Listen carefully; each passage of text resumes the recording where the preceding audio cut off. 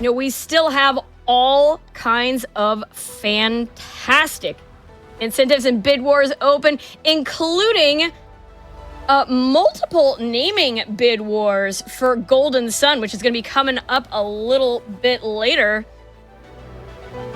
but not that much later. So you want to get your donations in. Now you can name Garrett, you can name Isaac, you can name Ivan, you can name Mia. Oh my gosh.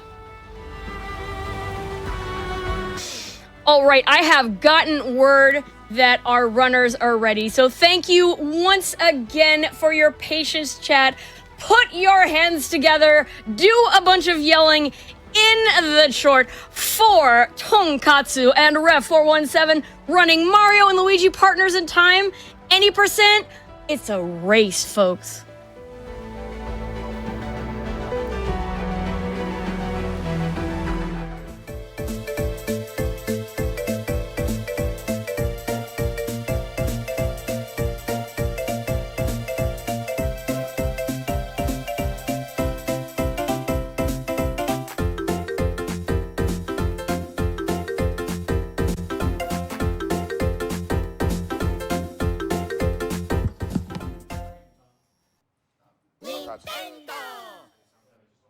I'm mic'd up.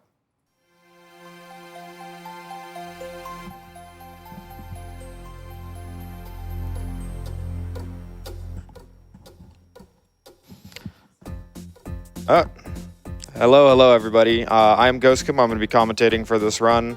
I believe Tonkotsu wanted to say something, but we're having some issues with that. We're going to go ahead and just quickly introduce the runners.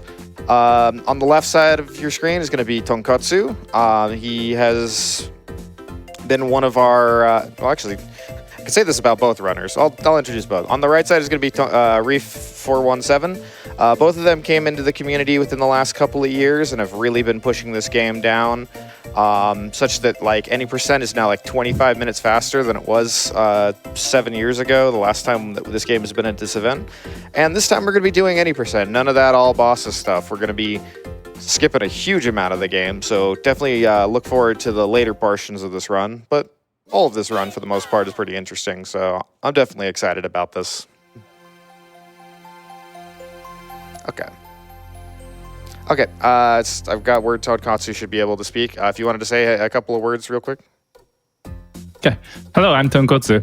Riff and I are remote runners from Japan, and we'll be muted during our race so we can focus on our gameplay, but hopefully you'll enjoy this exciting speedrun. Yes, this is a very exciting speedrun. I've been quite excited to get to see this because I'll be watching as well. But we'll go ahead and get started. I guess I can count down for both of you.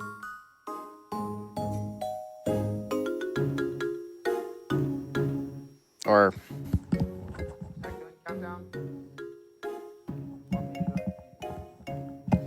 all right, I will go ahead and count down for the runners. Yes, please. Okay. All right. Go ahead and start when I say go. 5, 4, 3, 2, 1, go.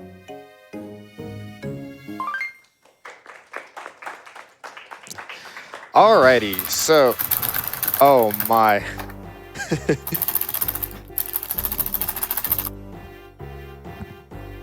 Sorry, I'm getting a lot of click-clack in my headset from one of the runner mics.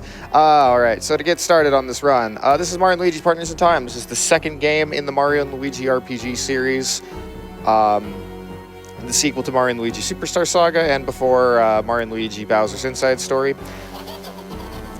The basic premise of this game is that you're going to see we're actually going to start off in the past.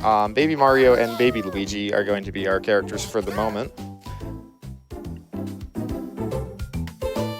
And yeah, so they're going to go and meet up with the princess, and they're going to be doing their very first instance, or at least Mario is, of saving the princess from Bowser, who is a very precocious little child in this game and starts to kidnap the princess at just a mere toddler's age.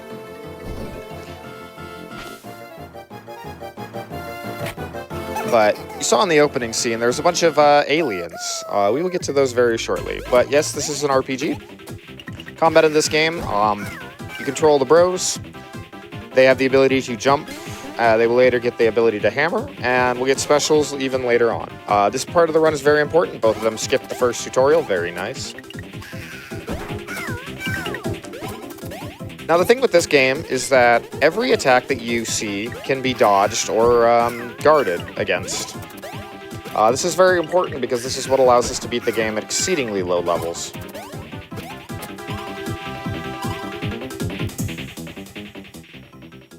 Anyways, that was just the basic tutorial fight.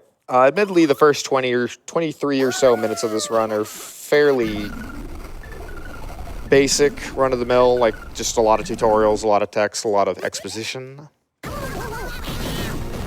But yeah, so now that we have defeated Bowser, we see about the threat that we just saw in the opening cutscene. These are the Shrooms. They're sort of an alien species, kind of almost the equivalent of the Toads, because they also have mushroom heads. But back in the past, they invaded the Mushroom Kingdom and completely took it over. So, what gives? Well, we're going to head up to the present to kind of set up for the rest of the game's story that way.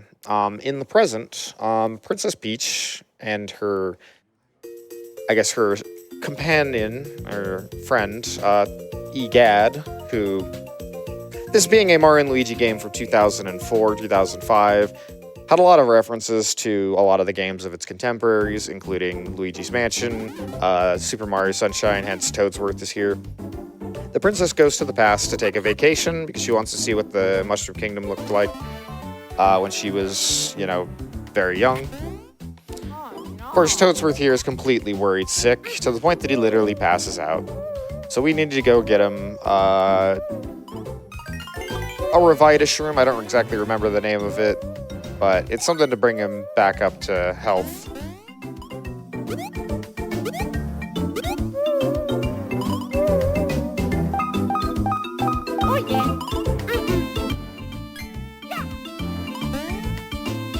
Alright. So on the top screen is the map. On the bottom screen is going to be the player characters. We're going to be moving around that a whole bunch. But this is just kind of basic overworld movement. Everything is diagonal because this was on a DS gamepad.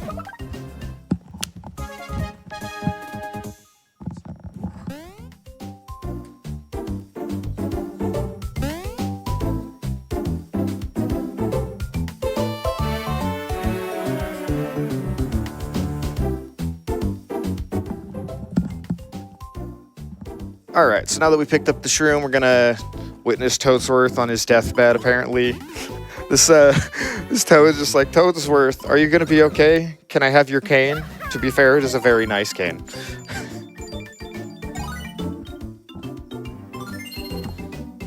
Anyways, the shroom brings him back up to health.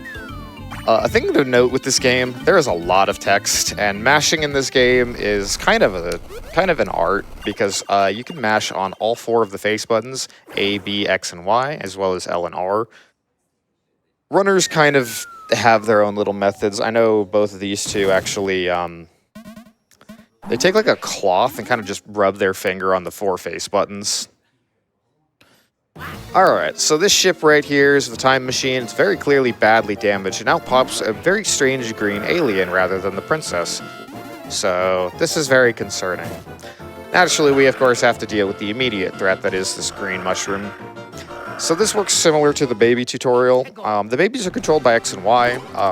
The adult brothers are controlled by A and B. And here we get the first instance of counterattacks. You can... if you well-time your jumps over certain attacks, or later your hammer, you can do a counterattack that does a little bit of chip damage. This doesn't factor into the run too much, but it does. If you do get the first two counters against this boss, it will save a turn.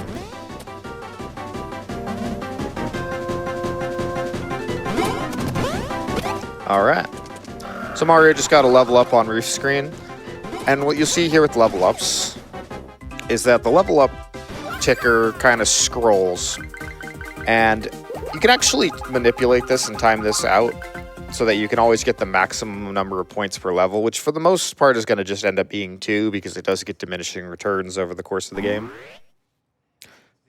Anyways, the princess is nowhere to be found, so we need to figure out what the heck is going on. EGAD informs us, though, that something strange has happened, and there's actually been an opening to the past that has opened up in the center of the castle here. Okay. Unlike the previous Mario and Luigi game, this game is kind of like a hub world and then like several different worlds you go to that are all like little warp holes into the past. We also get Luigi, who, like I said, is controlled by the B button.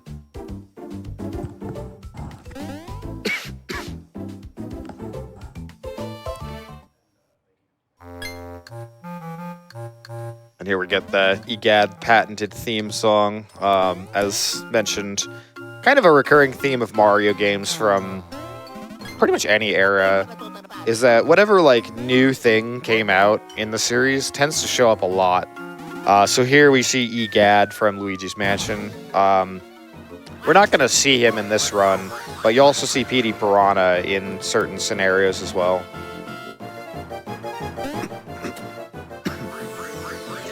Anyways, Luigi gets knocked into the past with the wormhole, so Mario decides to join him and figure out what the heck just happened.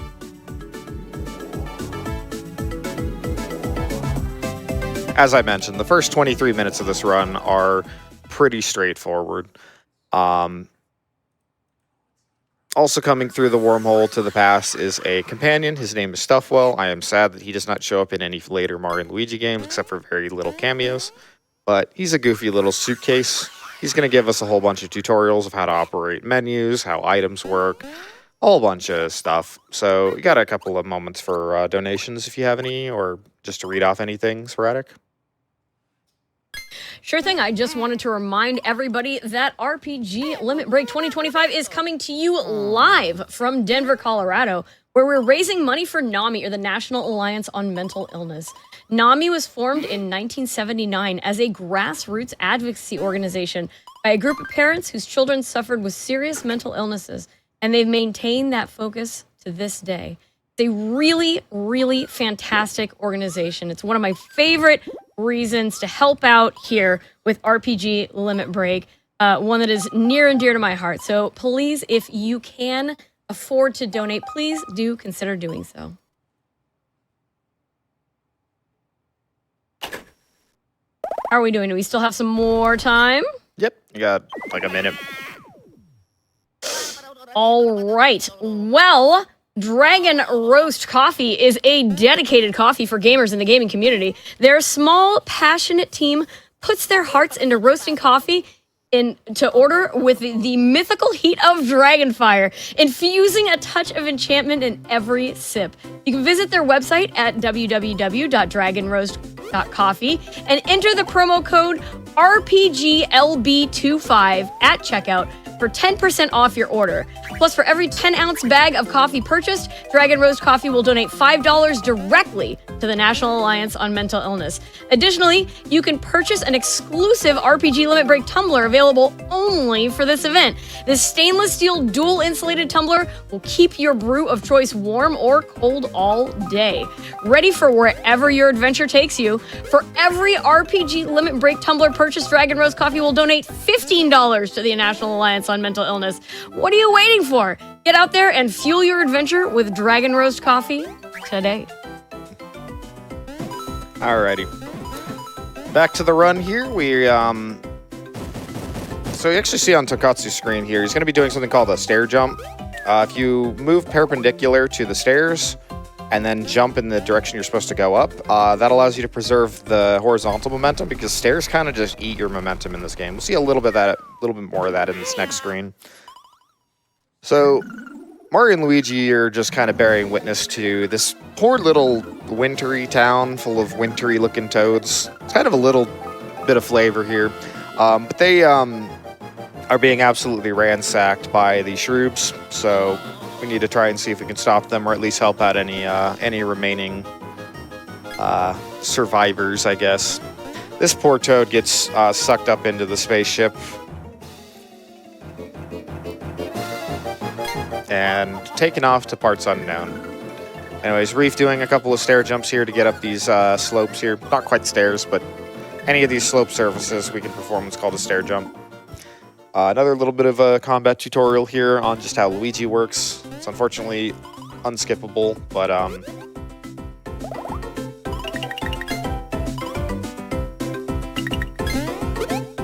Let's go. Stuff well here with another tutorial. Reef very gracefully skips that.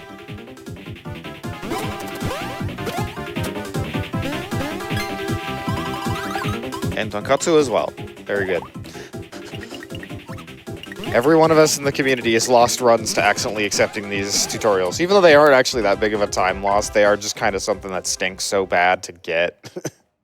That you kind of just... You feel like the run doesn't deserve to go on.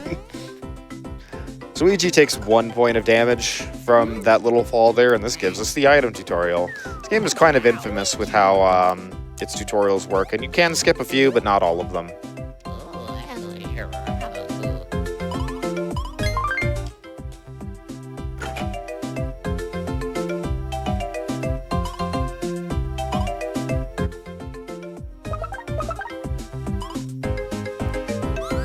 So obviously the music is Mario 1-1 here, but the composer for this game is Yoko Shimomura, who is quite famous for stuff like the Kingdom Hearts series, Live Alive, Radiant Historia, the first Xenoblade. She's a very accomplished composer, and I honestly think her work in this game is some of her best.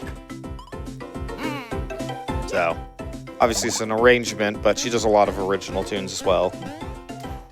Anyways, you can see on Reef's screen here, the town is just being absolutely just destroyed, shellacked, whatever you want to say, wrecked. Oh, no. Shellacked. It's a good word. It's a good word. Anyway, these poor toads are being kidnapped and taken off to parts unknown. We'll get into that in the next area. Well, 2 areas for now, I suppose, actually. I kind of see it as like the first real area of the game because so much of this starting portion is just exposition and tutorials. Anyways, we can find the mayor who is stuck in a chimney here, a very Santa-looking toad here. And we free him, but of course, he's not out of the woods just yet, unfortunately.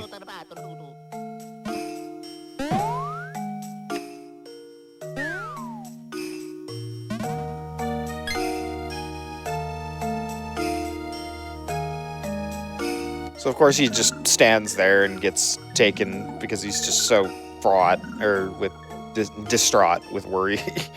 I mean, I understand he's paralyzed by just he doesn't know what the heck is going on. So this little bit of text here, we do know that the first 2 characters say the word destroy. So that's what kind of we know that's what they're all about, is just destroy everything because they're very I don't know, the shrooms in the exposition, like, something's up with their planet, so they're coming to this planet to try and establish, like, a new home, basically.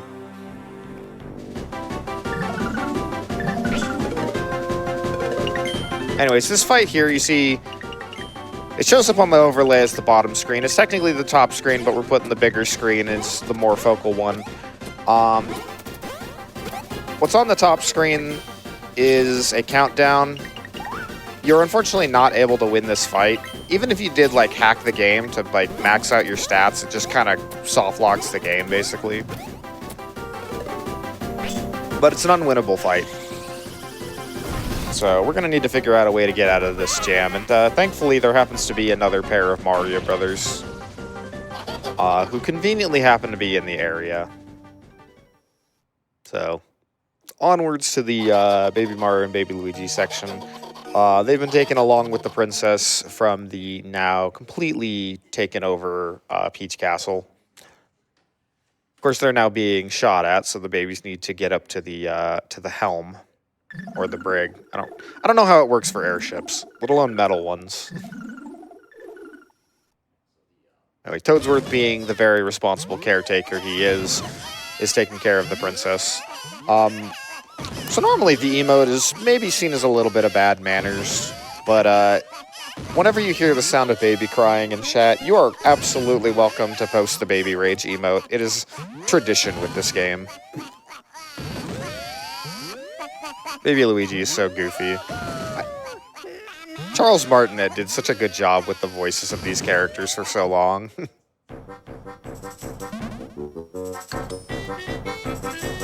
So, Baby Luigi controlled by the L button. Or, sorry, the Y button. Why did I say the L button? The L button's for a bit of a different thing. But yeah, all the L blocks can only be accessed by him. All the M blocks only by Mario. And it does work for both Marios in all instances, assuming they can hit them, because the babies can't jump nearly as high as the adults.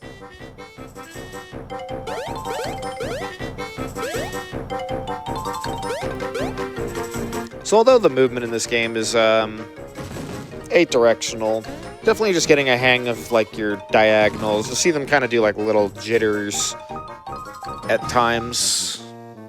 Movement is pretty important into this run, so...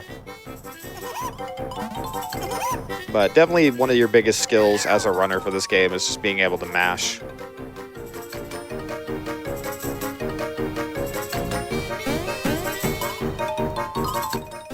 So Bowser notices that Bowser and his crew notice that this town is completely being destroyed, and decides we saw nothing.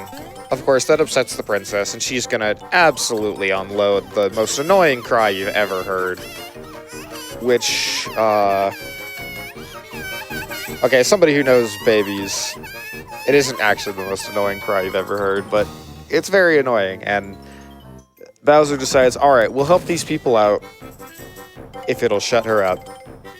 So we're gonna land here, and the babies are gonna go and meet their adult selves. Of course, that iron ball was not enough to take out all of the shrooms, and we're gonna have to get into another tutorial fight here.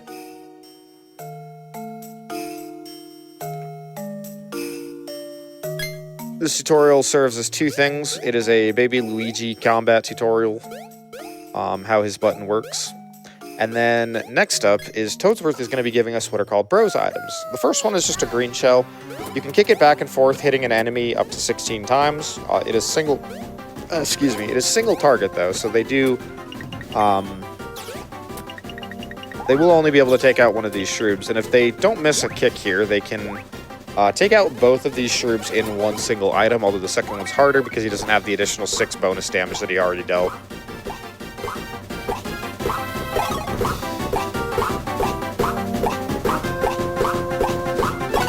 Unfortunately, Reef missed one of the kicks. It's deceptively hard for what it is, and you're going to be seeing them do a lot more shell kicking over time.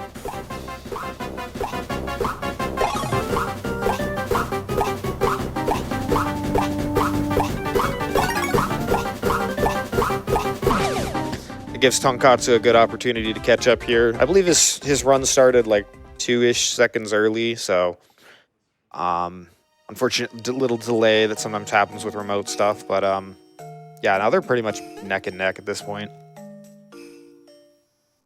So the adults have been saved. Toadsworth here gives us kind of the rundown on what the heck happened. The Shroobs just kind of came in, took over, kidnapped everyone, took them off to parts unknown. The castle has been completely destroyed, and they're all fleeing for their lives. This is a surprisingly dark Mario game, as we'll especially kind of come to learn when we get to, I guess, the second scenario, which is we're coming up on the back half of this first scenario here, but that's going to be kind of where the run, I guess, properly starts. I often say that this run really starts about 23 minutes in, because there's just so many cutscenes for this part. But anyways, we're just kind of doing a whole bunch of stuff that we've already talked about. So Sporadic, if you have anything you want to read, you got like a minute or so.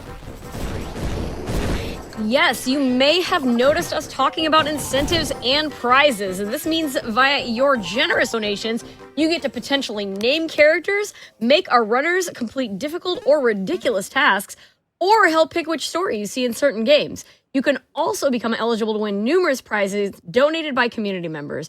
Remember that 100% of your donations go directly to the National Alliance on Mental Illness. For more information, check the channel bio for a link to the 2025 tracker. We do have all kinds of incentives open right now, incentives and bid wars.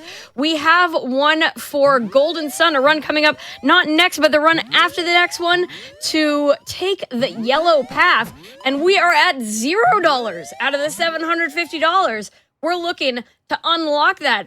I don't know what this yellow path is, but I want to see it. You know, you probably want to see it too. So do remember, when you're getting your donations in for Nami, those incentives do not click on themselves. You have to click on them. But clicking on them is free, so go for it. So this scene here, we get a message from Princess Shrew, who basically just tells us this is... She doesn't actually tell us in a language we can understand, even in the Japanese version where... I mean, I don't speak enough Japanese to really understand all the text here, but I speak a little bit of it and can read some of it. But they speak in their own language, and it's kind of great. Like, they have a lot of personality that they kind of can express through just their actions and animations alone. But Princess Shrew here tells us that the kingdom has just been taken over, and that all outsiders will be destroyed. And of course, naturally, they send a missile at us, and we ran out of ammo from our cannon, so this poor helmsman has been fired, and we have crashed into Bowser's castle.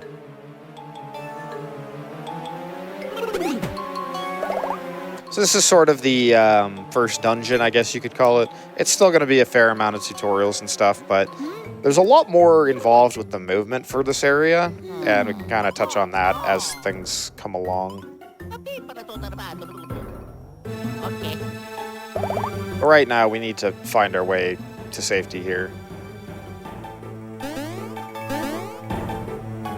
So just kind of patented enemy dodges here. Because this game works in 3D, you got a lot of movement options.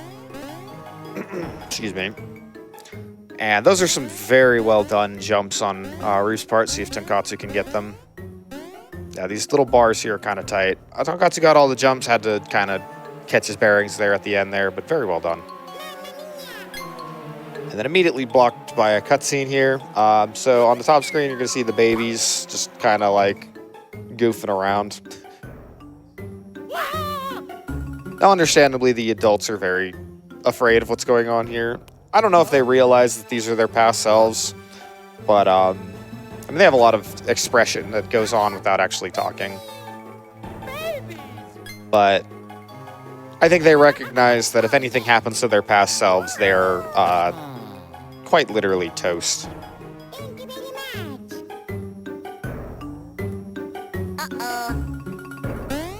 Poor Luigi here doesn't particularly... Definitely from a young age, he was a lot more of the scaredy one of the two. And here we just get kind of a Looney Tunes-esque little scene. But baby Luigi is adorable.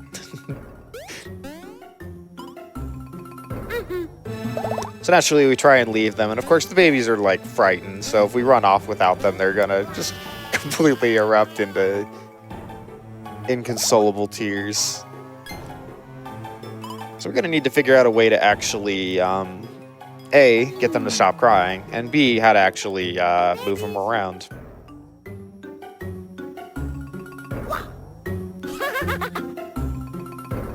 Poor baby Luigi just will not. I love this scene. I'll shut up for a second. It's great.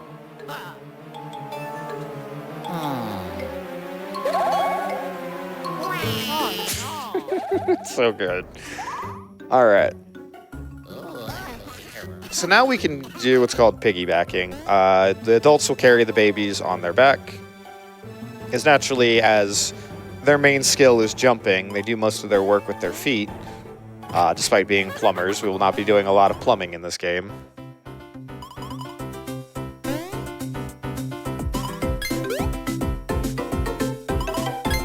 So you can, at any point, throw the babies with X or Y. And this is how you get up to these higher surfaces. There are these pipes here, which call forth the other pair. And you can swap between the two by just pressing whatever button they have, whatever their main button is.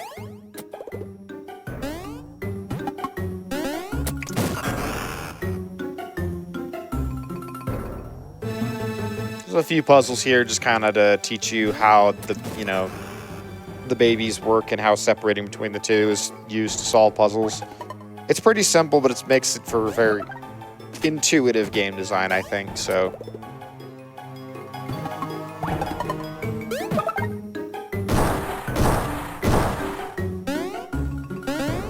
So now on Reef's screen, here you see here the very first of the fights that we get with all 4 of the bros. This is a much younger Kamek, who, if you remember the lore of Yoshi's Island, kidnapped the 2 babies and set Yoshi off on his original adventure. So this is a Boo. This little tutorial fight has a couple of little intricacies here, but we also can see how combat works with all 4.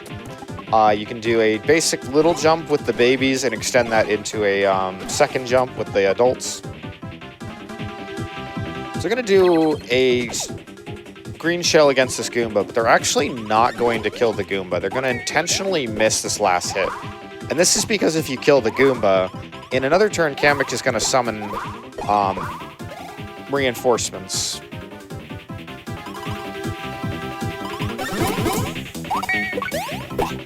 And if the Goomba is taken out, Kamek will summon a second Goomba that you have to deplete all of its health here. So leaving it at 1 HP here means that we only have to deal 1 HP to finish it, which you can just do on a counterattack.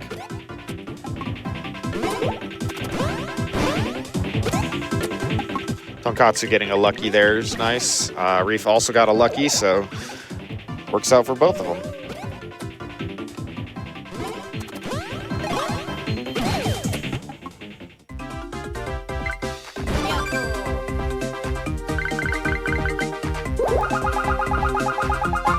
So far, so good on level ups.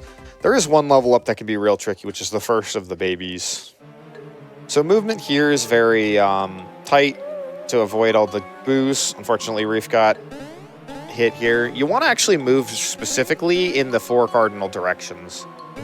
If you move diagonal, it kind of changes the aggro on the boos. Thankfully, money is not an issue in this game, so having to run away and losing us a few coins to do so isn't too bad. But this is going to allow Tonkotsu to get a very slight lead.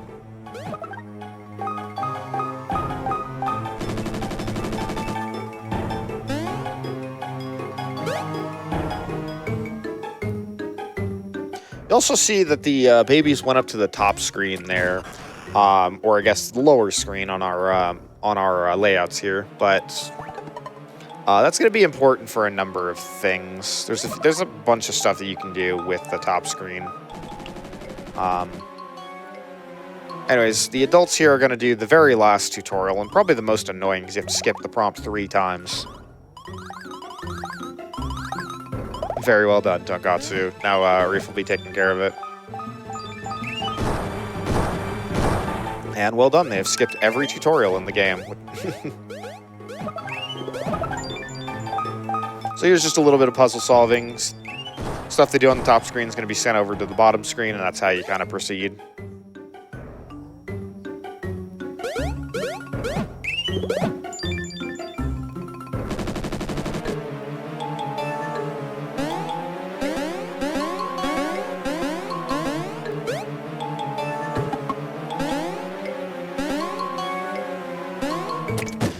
Oh, they're so close. So on this screen here, you'll see like a little block with a shine sprayed on it that says with an M. That's supposed to light up the top screen so that you can see what's going on. But it's not that hard to memorize this particular room, so both runners are just going to go for it blind. There's a bunch of little visual cues you can use to identify your positioning there. Tonkotsu got it first try. Reef made an early error, but was able to catch up, so very well done by both runners.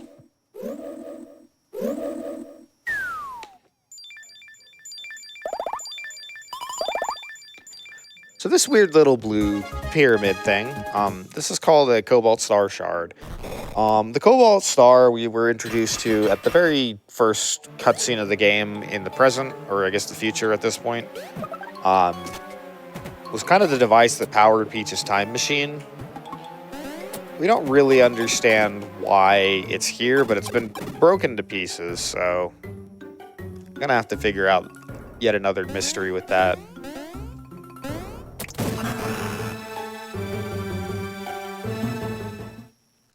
Anyways, here's Toadsworth, and conveniently another wormhole, so we can basically use this little warp hole, as what they call it in-game, to get back to the present. So the tutorial section is very nearly done, and we're going to be getting on to Toadwood Forest as our next scenario, which is going to be where we're going to start to see this game really break.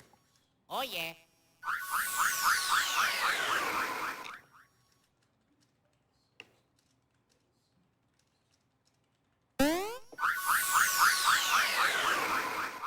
All right, so we're heading back to the future, I guess we could say. The next little bit's just going to be a couple of cutscenes and tutorials, so you got a moment to read off stuff. There's a whole bunch of not a whole lot happening in the early game, but it's going to pick up over time, so you got some time sporadic. I got some stuff. I want to show some love for our community artists. LLK, who designed the RPG Limit Break logo, and Megaweasel and It's Casa, who are responsible for designing several of the emotes, which you can access by subscribing to RPG Limit Break's channel. All revenue from subscriptions, bits, and the ads we run contribute to funding our annual marathons, and your support in this regard is critical to helping us put on these wonderful events year after year. We also want to send shout-outs to the people involved with our foreign language restreams.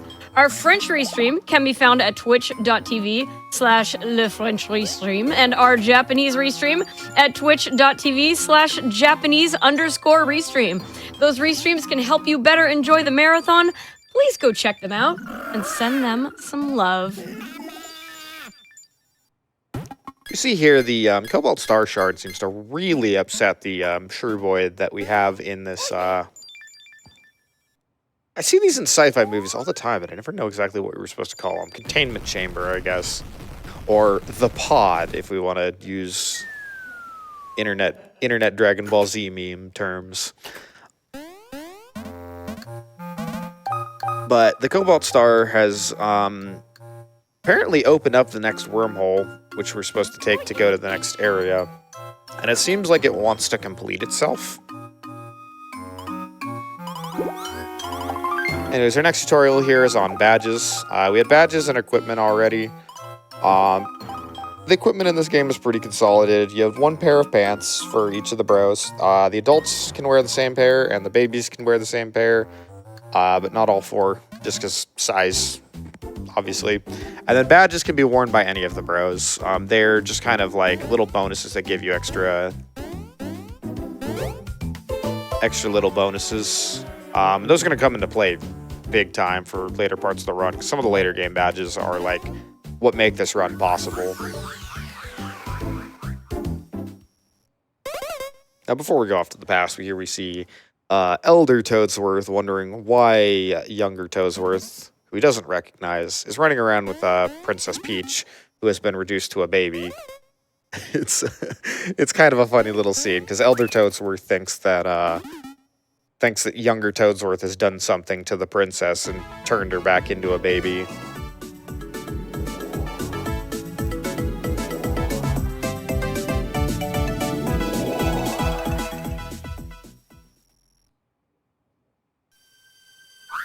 All the music in this game an absolute bop. I'm just, it's so good.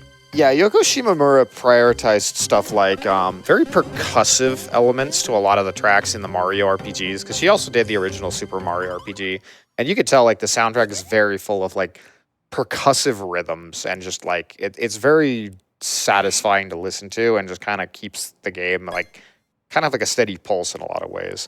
Although it does still have these like tenser pieces of music here, as we're gonna, I believe, hear at this particular scene. So this, I forget her name in English, but this toad here tells us basically what happened to the princess and, you know, the party who traveled to the past, because she was together with Princess Peach along with this blue toad here. His name is Toadbird, I remember that much.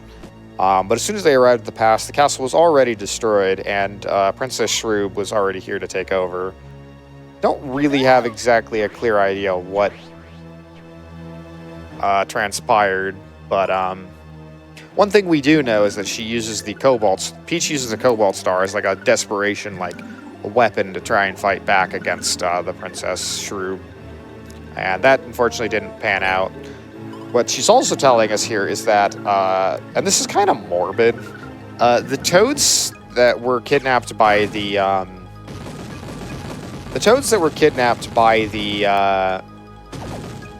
Shroops here, they get taken to these trees, and these trees have like roots that are all rooted towards this factory in the center of this forest, and it's sucking out their Vim, V-I-M, which is another word for like jovial energy, like enthusiasm, and using it for some nefarious deed, which we'll get to later. Let's see, the two of them are picking up items in these boxes. These are the next bros items that we're going to get, which are bro flowers. They're effectively fire flowers, so if you hear me use the term fire flower, it's interchangeable.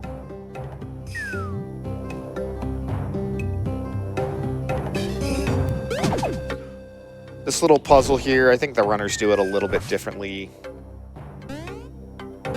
But effectively, we want to knock all 6 of these little flames into this big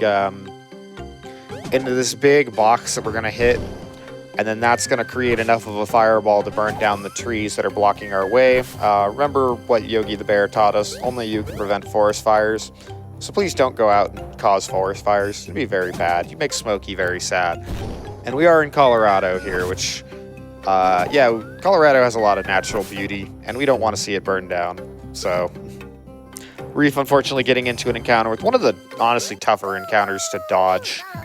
Tonkotsu also getting into it, unfortunately, so no time saver loss for either runner, I suppose. Like that pro tip, no knocking flames into floating boxes. Just don't do it. That is also a very good bit of advice.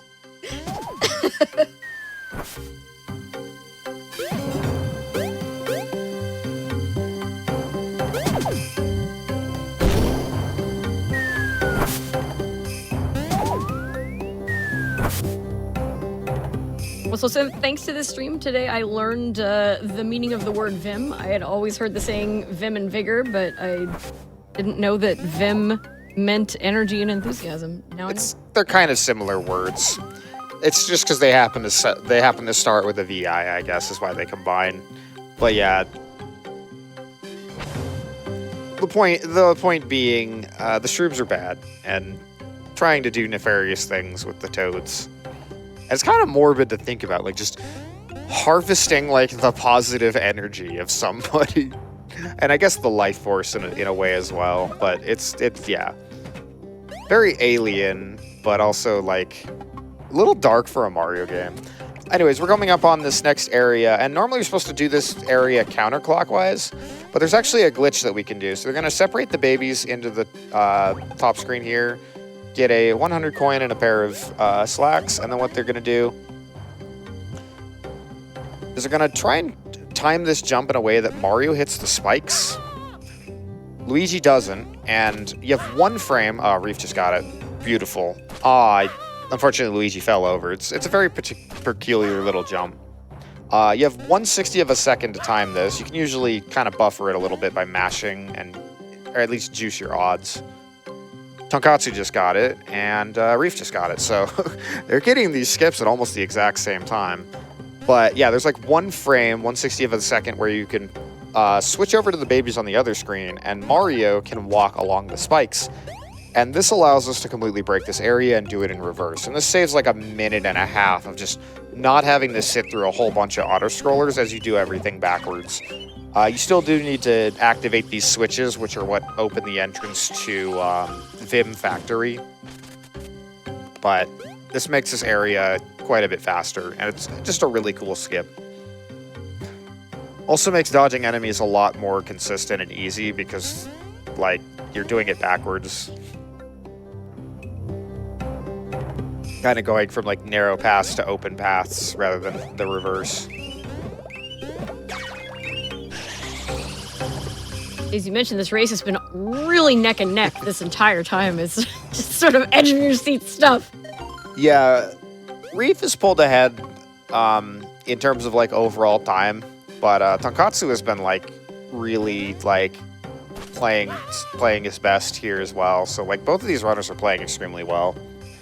So I'm really glad to see the race is like keeping up, and I would hope to see it close pretty much all the way through. There's a lot more things that can go wrong, a lot more volatility from here on out. So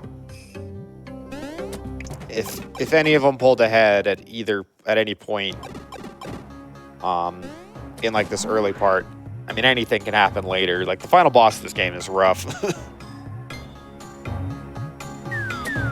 So these are Hammer Bros. In the Japanese text, you'll see them talking in katakana, which is a very... katakana is just like a text script usually used for loan words, and a character talking in it entirely shows that they're kind of not all there. I mean, obviously they have the little antenna on their head that's kind of brainwashing them.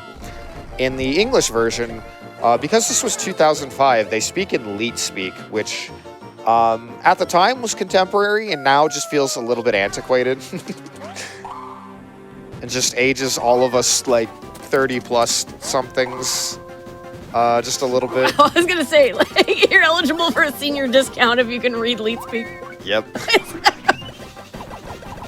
Look, people still get excited when I see the number 1337, and that makes me happy. Like, even Gen Alpha understands what that means. So here's Bro Flowers. Each of these flowers is going to do 1 tick of damage. Similar to Fire Flower in Super Mario RPG, there is a cap to the speed. You can only activate it every... you can only press the button every 8 frames, or 8/60th of a second. I believe for the adults it's 7. Actually, I'm not entirely sure if it's different while it's just the babies, but when you do combine the adults and the babies can also fire the Fire Flowers by pressing X and Y. But that will fire it in the air, but it's slower. So you have to use 5 Bro Flowers to kill these Hammer Bros.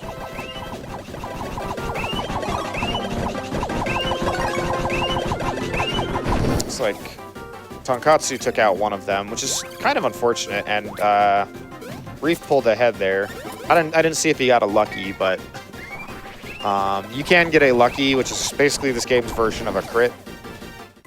And that would save like a turn on that fight.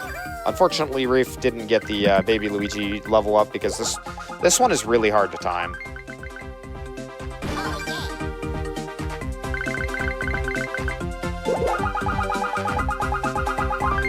And Tonkotsu is able to get it, so that should give him a bit of an advantage for the next boss fight.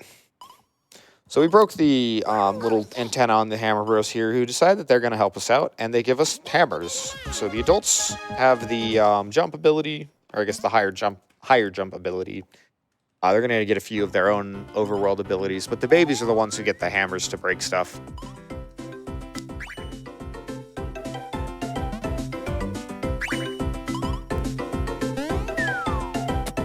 I'm still excited by the difference in they switch to hiragana after you take their antennas off. Really?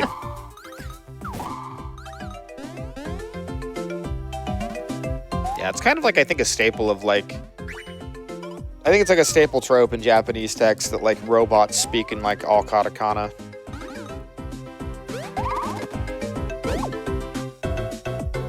That's really cool. Today I learned.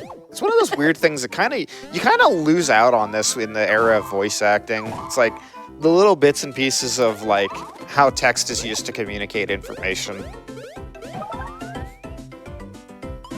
But I guess that's just me being an oldie who remembers the days before RPGs had full voice acting.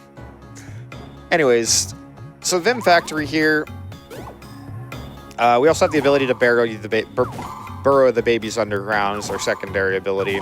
Gonna hit a bunch of switches here, and then on this next screen, we're gonna see something a little jank on Reef's screen here. Inward pointing corners tend to have very bizarre geometry in this game. And if you kind of like wedge yourself into it, you can actually clip through it in a lot of places. This is by far the easiest one to do. So yeah, you just skip this entire vent section, which is really important because these spiky enemies here actually initiate a tutorial. So we skip a tutorial by performing this skip, and that saves quite a bit of time. Tonkotsu also getting it very quickly as well. So now we're reuniting with our adult selves as they were taken away by this giant tree's nose. It is still a Mario and Luigi game, so naturally it is very goofy.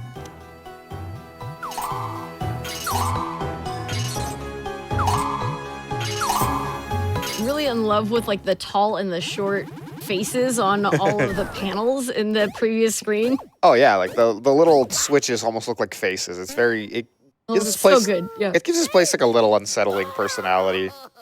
Anyways, we get a little tutorial here on how to use the baby's hammer attack in battle. You press the adult and then the baby button. Now, the game kind of wants us to just hammer these enemies, but it's actually faster to just use a bro flower. And it just allows us to kill in one turn.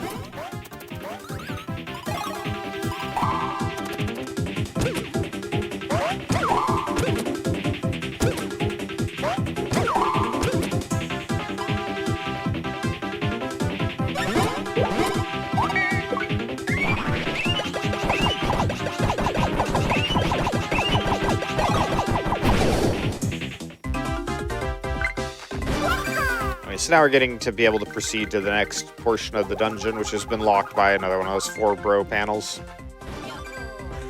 There's a few more skips coming up here. We're also going to see along the way, it doesn't pick it up there. Along the way, they're going to pick up another bro item. So bros items in this game are special attacks. Rather than using a resource like BP, which they use for every other game, it's just an item that you pick up, and they're a limited resource, but kind of the weird little experimental stuff they did with this game. There's a lot of ideas they tried with this game they didn't really do with the other ones. Burying the babies under the ground just to get them out of the way. You can actually, if you emerge from underneath an enemy, you can actually knock it in the air, but he's going to do another skip here. This is called ledge clipping. So if you go like 1 pixel under a ledge like that, and there's something above it, and you do a stacking maneuver, you can actually clip right up on top of the ledge there. So Tonkotsu, you're gonna see him do it on his end of the screen here. So this just saves like a pretty lengthy little section that we would have to go through, and just yeah, it saves like a minute or even more. I don't remember exactly how much. It's been so long since I've done this run without this skip. See, on ref's side of the screen, kind of optimizing things to where he's moving the adults and the babies kind of at the same time because he has to wait for this platform. Some of the enemy dodges here can be a little tricky, but very nicely done, and avoiding the enemies there as well.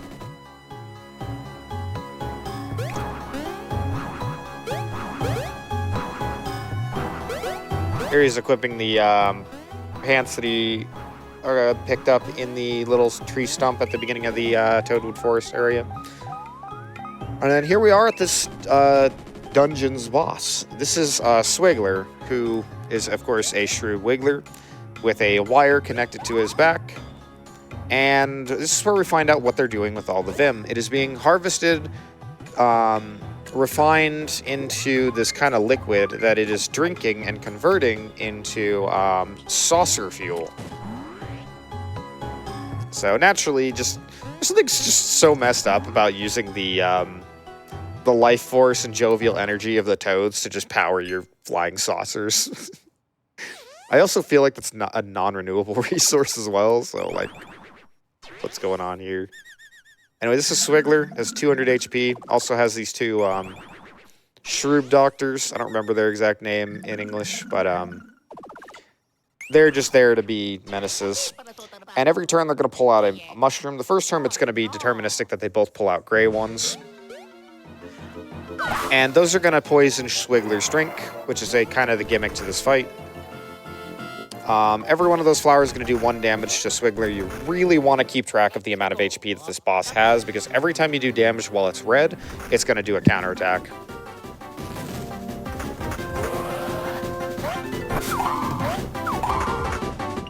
Now, if you're lucky, or if you time it well, it's like a 2 or 3 frame window.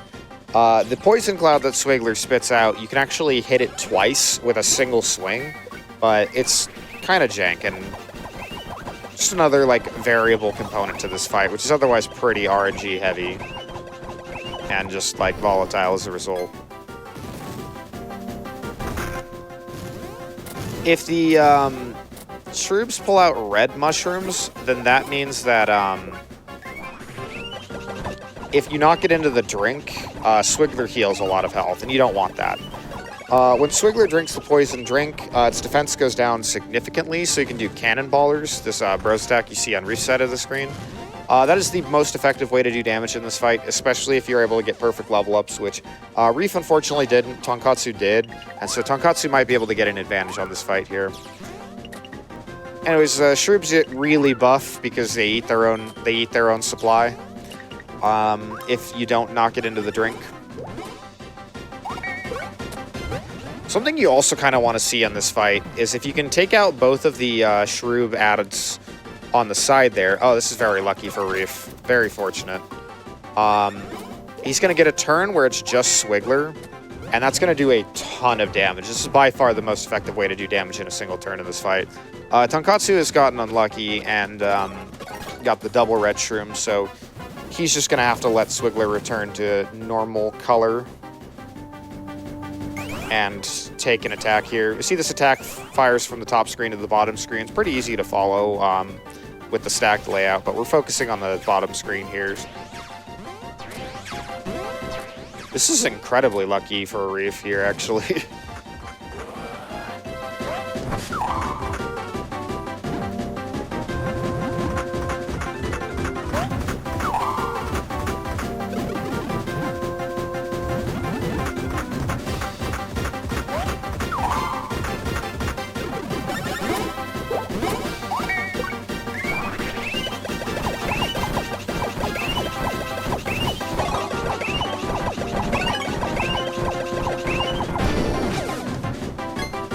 Tonkotsu able to get the double kill. So the fire flowers are based on number of fire flowers that connect. So that does mean that even while the boss is red here, it's still going to be able to do like maximum damage. No matter how much defense the boss has, it's like it'll do a fairly decent amount of damage. It has like a minimum it does. Reef just got like the luckiest possible fight that you could get against this boss. So that is just ridiculous to get that in a marathon run. You will almost always get a red mushroom at some point that you'll just have to sit through. So that is... I don't see that very often. I think like 1 in, I don't know, very high double digits runs will you ever get that. So that's going to put him at quite an advantage.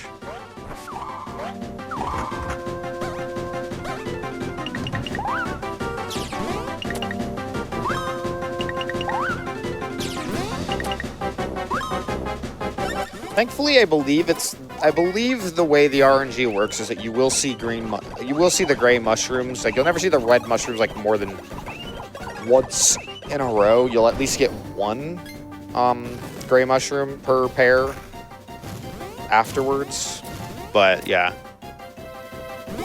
So Reef going through all of the level up screens there. And then Tonkotsu just jumping on the Shroobs there to burn a turn. And then it's going to do a good amount of damage here to hopefully finish off Swiggler. Anyways, on Reef's side of the screen, they picked up a second Cobalt Star Shard, but of course Bowser here is going to just completely mess with them and just do a little dance that makes the adults so dizzy that they drop the Cobalt Star Shards and are unable to do anything about it.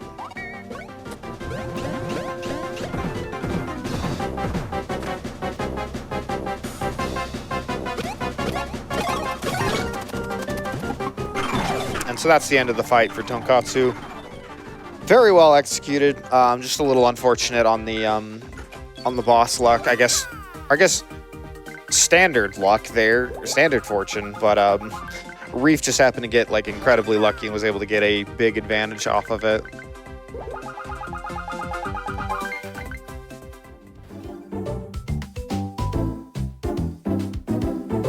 All right, so now we're back to the present. Toad's going to tell us a whole bunch of time holes. That's what I think they're actually called. I've been calling them wormholes and warp holes this entire time, but time hole, I believe, is the name. A whole bunch of them opened up in the castle, and we're going to get another tutorial here. But we're also going to be doing something incredibly important for the run.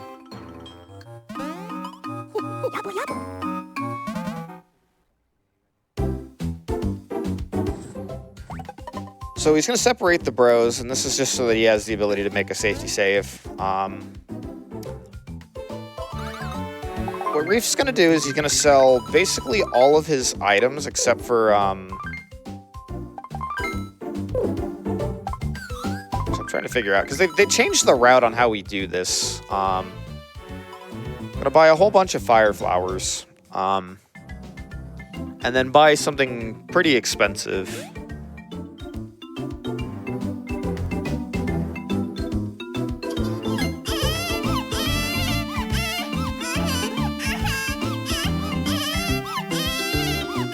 I guess they're changing the route for this one.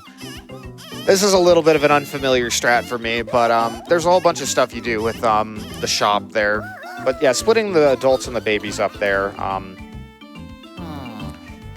What that ends up doing is allowing him to go to the shop and then go to the bottom screen because it pulls the babies right back over. Yeah. My apologies. I'm so used to this is where we've done... a glitch called Money Glitch, one of the oldest glitches in this game, but they do it at a different point in the run now.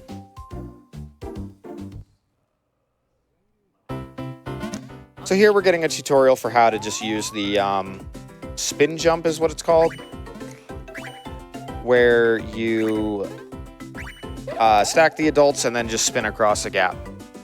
So we just have tutorials and cutscenes here. I'm going to leave you to it, Sporadic. Take it away for just a bit. Sure thing. Well, we've been having all of these fantastic donations coming in. Matrimony sent in $10 and says, excited to listen to and chill with both GhostKumo and Sporadic as we watch these awesome players run through Partners in Time. Love the run and the commentary so far. Keep it up. Thank you so much, Matrimony. You know, we're doing our best over here. I got $100 here from No Wolf. This donation is all in Leet speak. So I'm not sure how chat wants me to read it. It does say, "Are you telling me this isn't cool?" I feel like it would take a really long time to read it all out in Leet speak, but just trust me. Just trust me on this one, chat. Now, both of these donations, both of them went to that Golden Sun, that incentive that I named earlier, the Take the Yellow Path incentive. I do have just a little bit more information for you about that incentive now. If met, they will take the yellow path to the Venus Lighthouse, which is the road less traveled. Now, we're doing a fantastic job on our way to meeting this incentive. We're looking for $750, and thanks to those donations, we're already up to $110 out of that at $750. So please keep the donations coming in for Nami, and please remember to click on the Take the Yellow Path incentive for Golden Sun, the run coming up not next, but the run after the next one. So we're on Yoshi's Island here. You might be familiar with the Yoshi's Island title screen music that plays here, also plays in Paper Mario. Sorry, I just had to go run to the to the restroom real quick for that moment, so I just had to race on back here, so I sound a little winded. You made it back. I made it back in time. You did a great job. Yeah. Anyways, welcome back. So Reef did two very important ledge clips there with the adults. Those skipped the cutscene that introduces us to sort of the boss of this area. His name is Yub. It's Yoshi Shroob.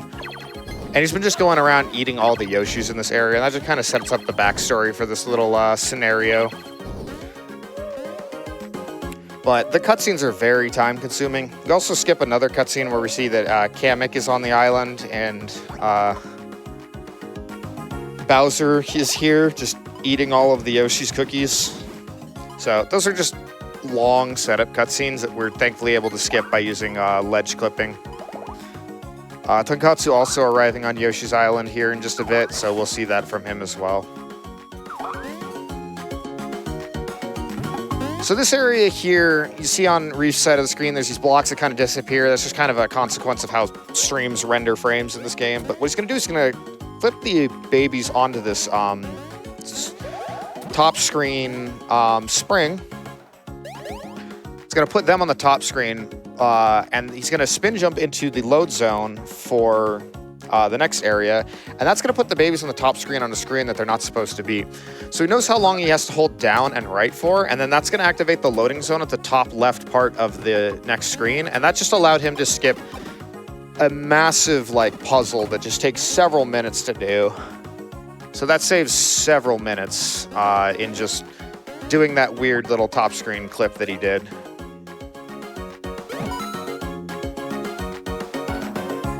Tonkotsu getting the ledge clips pretty effectively, so.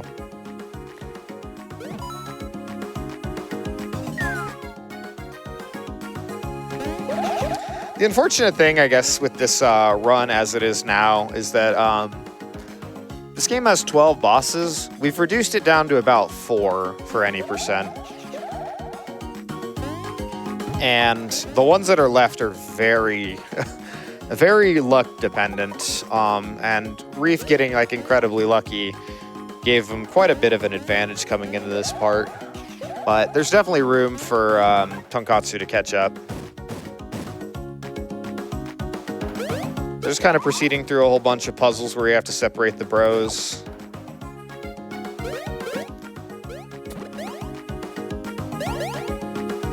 Also got introduced to the mechanic of the babies being able to Baby Mario will soak up to 9 different shots of water that you can hammer on him to fire a projectile. And Tonkotsu just hitting the off-screen projectile. So once again, we're going to do another one of these platform spring clips here in just a bit.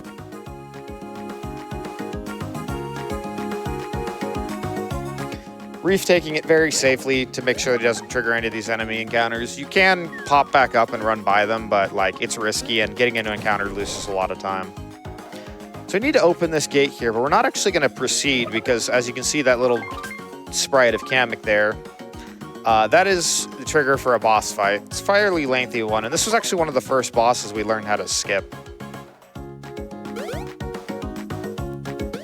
So once again, by using top screen storage here, hitting the load zone right as he presses the X button to spring the babies to the top screen, bringing the babies back down. That brings him to the coordinate of 0, 0, which is the upper leftmost.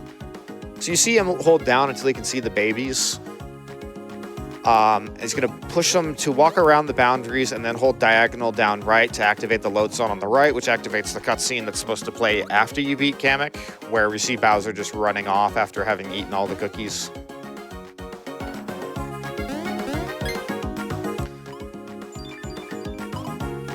Of course, Bowser's just going to be like, I'm not going to let you have these Cobalt Star Shards because I'm a petty little brat.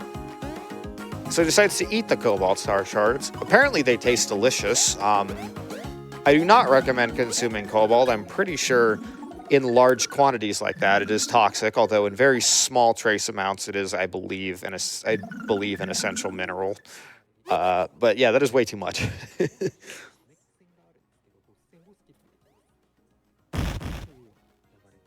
I feel like I just saw a graphic of the periodic table that said, "Can you lick it?" I saw that actually as well. Yeah, if you can lick it or not. So we're returning here on stream. Kobold, please don't lick it.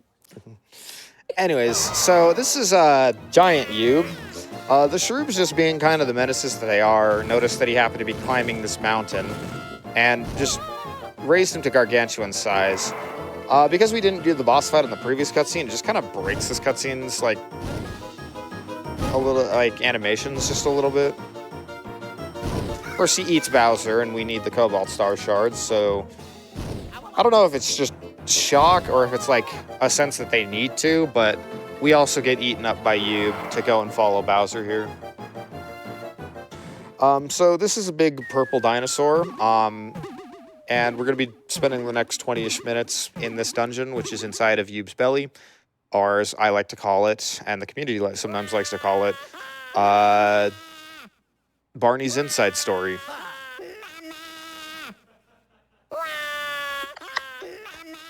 Mario. And the babies are crying at my joke. I love the name.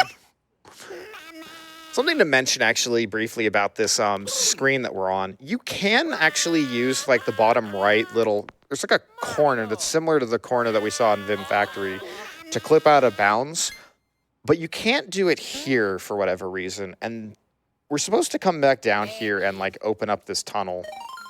But this tunnel actually has two different instances. One before we open it up and one after. This little cutscene kind of serves as just, I mean, obviously it's just kind of just setting up for this, but you're also going to see the babies are going to start whacking these little weird red, blue, yellow switches that are on the wall here. And that's just kind of there to serve as a demonstration that that's something you can do.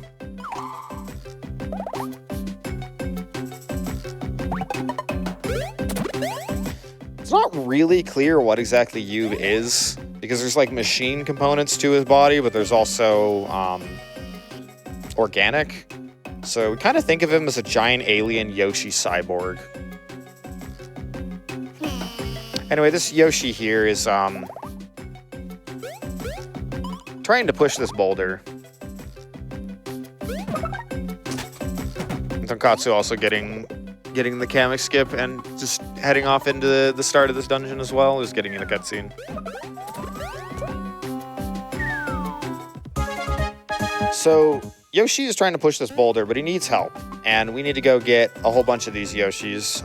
This one here, we need to feed him a fruit that we pick up to set him free, or to, I guess, give him enough energy to help out. We're gonna have to set a few of these Yoshis free as well. I'm not sure that sound effect has been used since Yoshi's Story.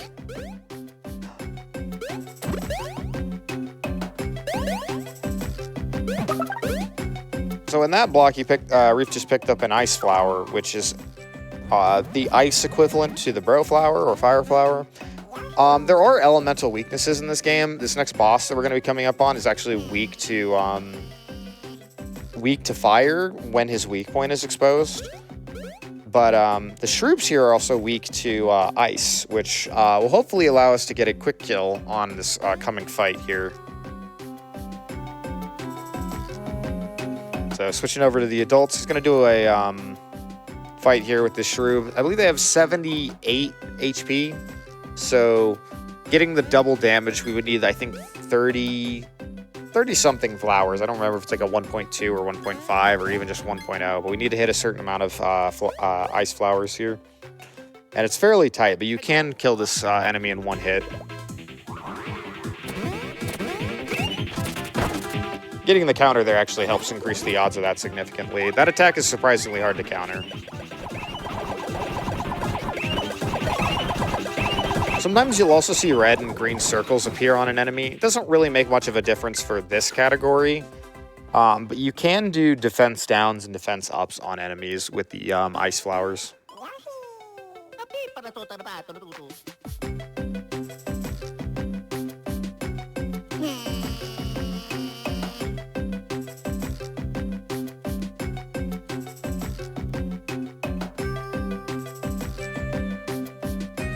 And that's kind of like their main perk over Bros Flowers, which Bros Flowers can actually burn certain enemies, but doesn't really come into play in the run.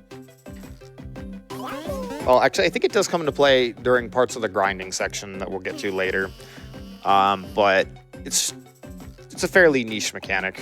Using the ledge clips here to get the adults into behind this barrier, and then switching over to the babies to take care of this section, kind of just like splitting up the work here for efficiency over on Reef's side of the screen. So here he needs to hit this UFL twice. Thankfully, you can actually buffer it to where, like, if you're just mashing the button, the second one will always hit the UFO if you hit it the first time. Like, after hitting it the first time. So now they're gonna go stop one more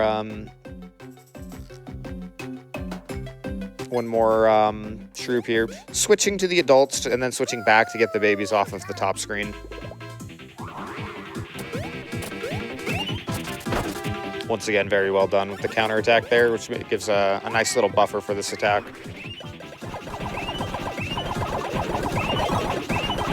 So Reef picked up the bro flowers for this next boss here. Anyways, so you saw with like the ledge clip, we have a whole bunch of strats with this game, and a long time ago, any percent for this game used to be almost entirely glitchless. And what ended up happening is in 2017, 2016 I guess is when it started, but 2017 especially is when this game had a big revolution where a couple runners by the name of, a couple of tasters and glitch hunters by the name of Really Tall and Solidified Gaming kind of came over to this community after having done a lot of work in Paper Mario 1000-Year Door. We had said that this game was pretty unbroken. They took it as a challenge and just kind of broke it and found a whole bunch of stuff, including what's the big skip that's going to allow us to complete this run in about 2 hours and hopefully 2 1x or 2 2x for the end time. Reef not going for the clip here on this section. You can actually clip out of... you can actually do a corner clip here, but it is quite tricky to do. Probably one of the hardest in the run. It doesn't save a ton of time over just doing it the intended way. But you do have to be careful of enemies here. It is fairly tight getting around them.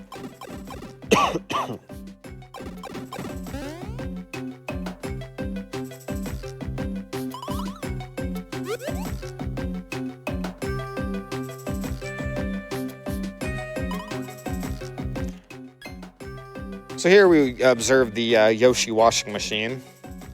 Of course, this being an alien cyborg that's, I guess, kind of controlled by very nefarious aliens. The Yoshi's being turned into these purple eggs, and these weird eggs are, I don't remember the exact purpose if they ever say what they're for, but it's obviously nothing good.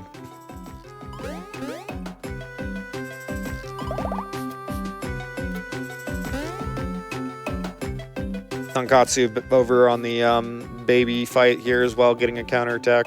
It's just kind of the easier animation to be able to successfully pull it off, so.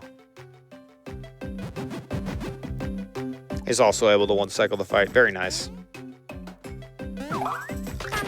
There's actually a very tight timing to where you can knock the eggs up on the adults here on Reef's side of the screen to the top side of the screen, and then quickly fire a projectile to knock the egg into the rock there and set the Yoshis free so that they can remove the boulder. So I was able to get both of the very quick little cycles there.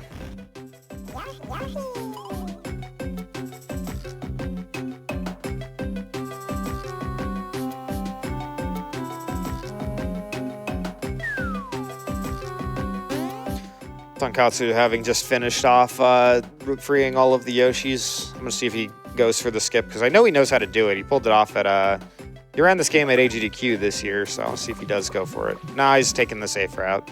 Understandable. All right, so this is Toadbert. I mentioned him earlier. He has amnesia, which of course means that they're going to wait until like nearly the end of the game to try and tell you things. This game has a weird habit with its story of like somebody's about to tell you something important and then something stops them from doing it. And it kind of almost becomes annoying. Like there's supposed to be some hidden details to this drawing, but he doesn't really remember what.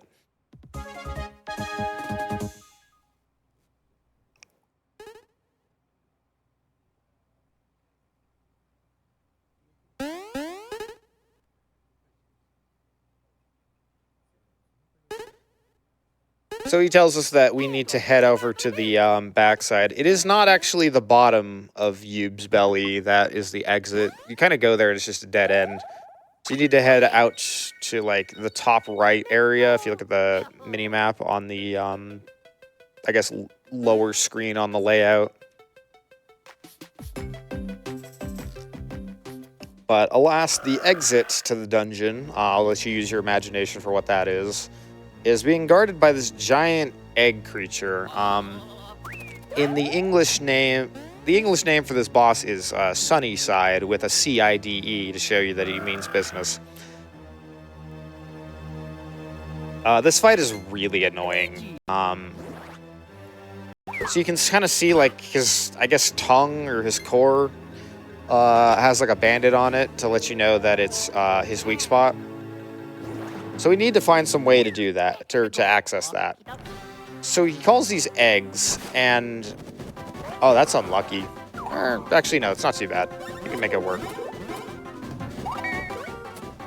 Just gonna use the cannonballers to knock out the top egg, mainly focusing on the top one because Sunnyside will throw eggs at you, starting with the one on the bottom. And every one that you break is going to cause the Yoshi on the top of the screen so you need 5 Yoshis on the top screen to push the boulder to knock Sunnyside on his back.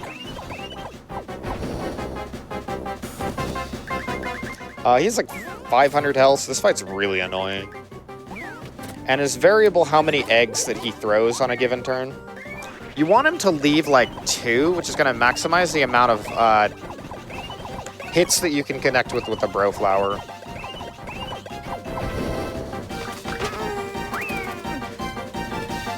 So this is actually quite favorable luck. The last egg only has a few hits left, which means that all of the Bro Flowers are going to hit Sunnyside for a good chunk of damage here.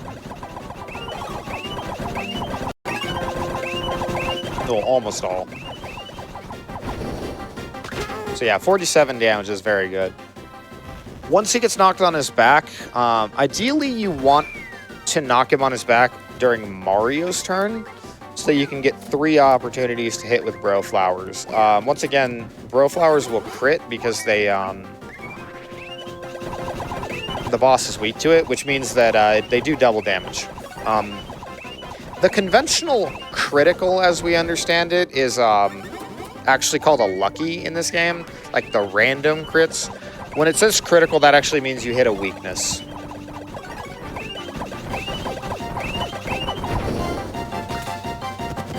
Oh, that's so unlucky. Alright. I was able to salvage it at least.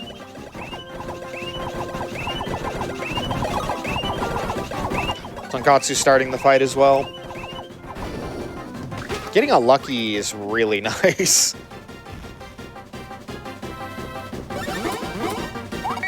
And having just a free turn to just wail on the boss.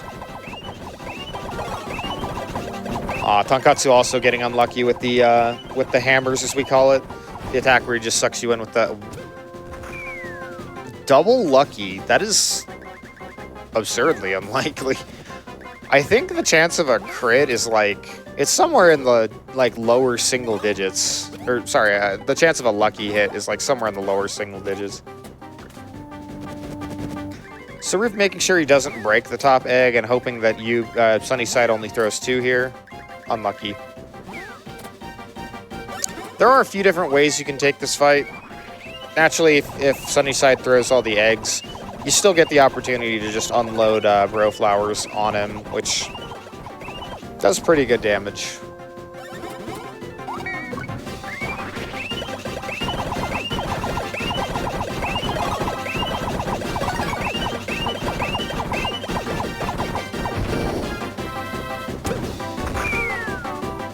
Yeah, Sarif only needs 1 more egg, and Tonkotsu needs 3.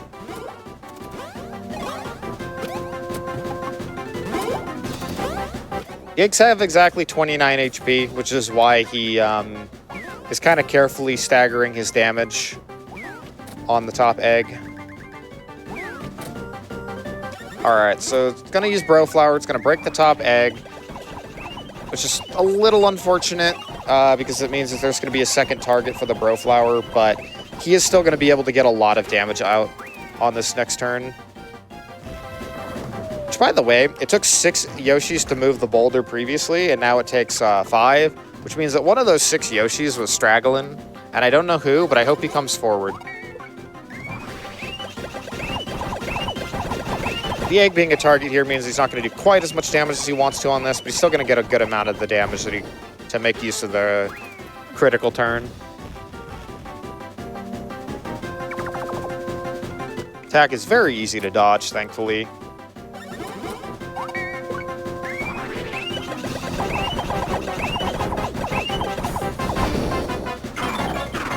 Didn't have a whole lot left to do because he got 2 luckies. So I would say that was probably about an average fight salvaged by really good luck. Just because Sunnyside gave him so many hammers, but he was able to get 2 lucky hits for just massive bonus damage.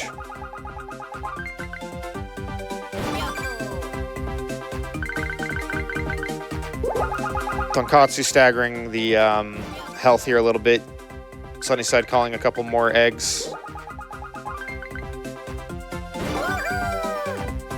That's just unlucky.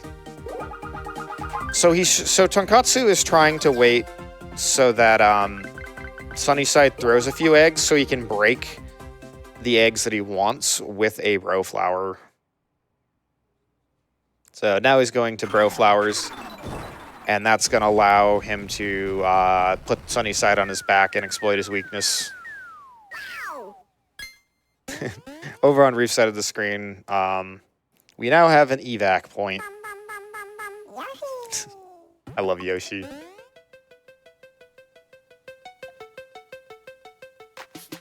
So he has now successfully escaped the dungeon. Tonkotsu shouldn't be too far behind. And this is going to turn... basically, Yube just kind of shuts down after I think Sunnyside is supposed to be like his core or something. So they don't really explain it, but I kind of don't think they have to, I guess. Poor Luigi here gets a concussion. Snaps out of it pretty quickly. I bet he gets a second one.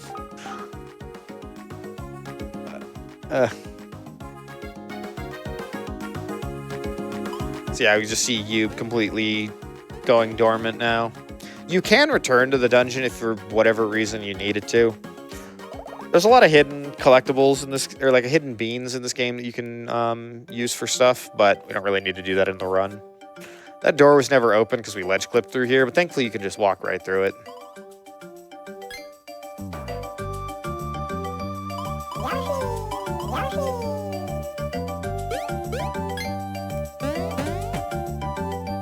Bowser here claims all the credit for saving the Yoshi, so they give him all of their cookies.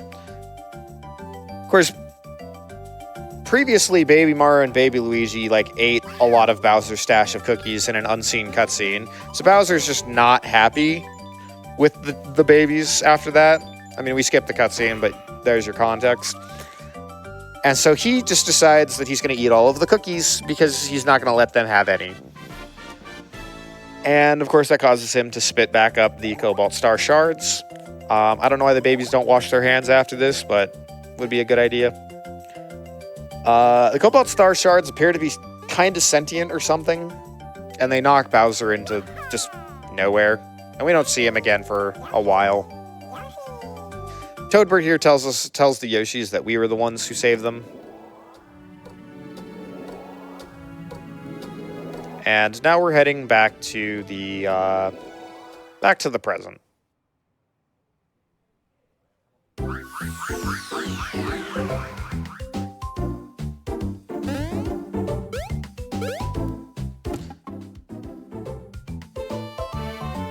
So Tonkotsu should be pretty near to the end of this boss.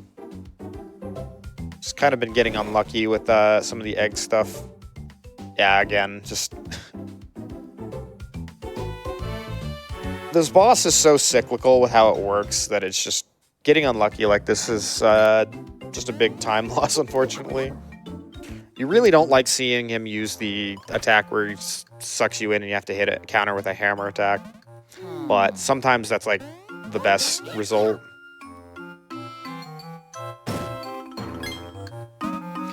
So EGAD here actually says that the time hole to Shroob Castle has now just been opened.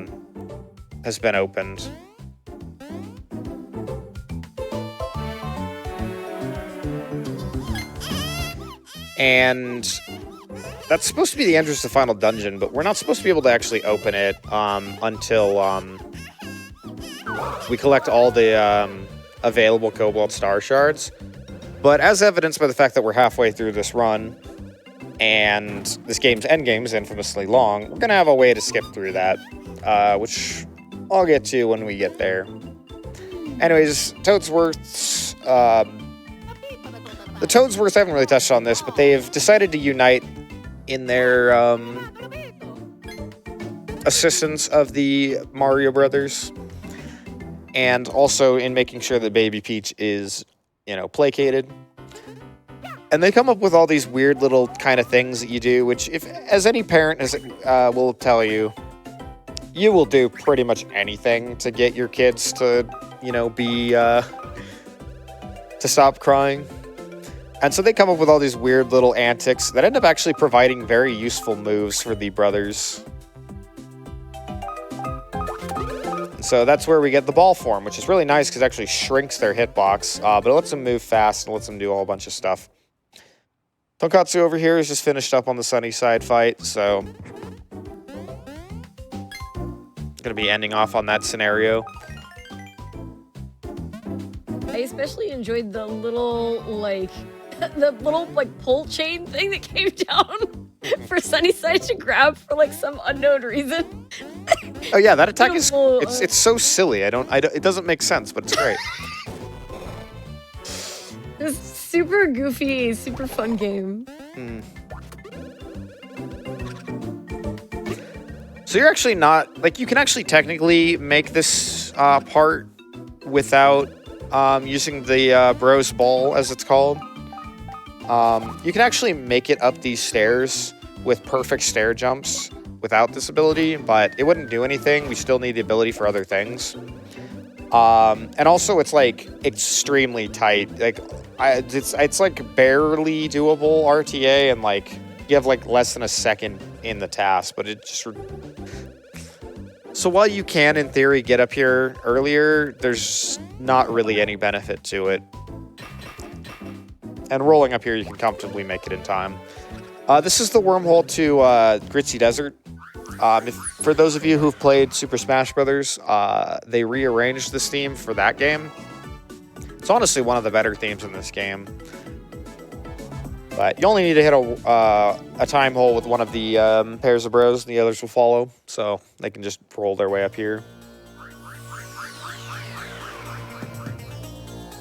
Now, the reason we come here actually isn't because we need anything story-related here. We can go to the final dungeon at any time, because, spoiler warning, we're going to skip right through the thing that that lets us get into the final that blocks us out of the final dungeon. But there's an extremely useful item here, extremely useful badge specifically.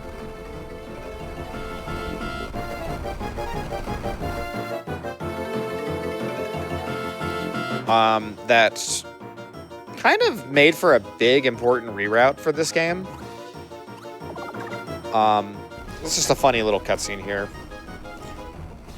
I'll touch on that in just a second, but there's going to be a whole bunch of text and funny cutscenes here going on in the background, so I'll take it away, Sporadic. You get a moment.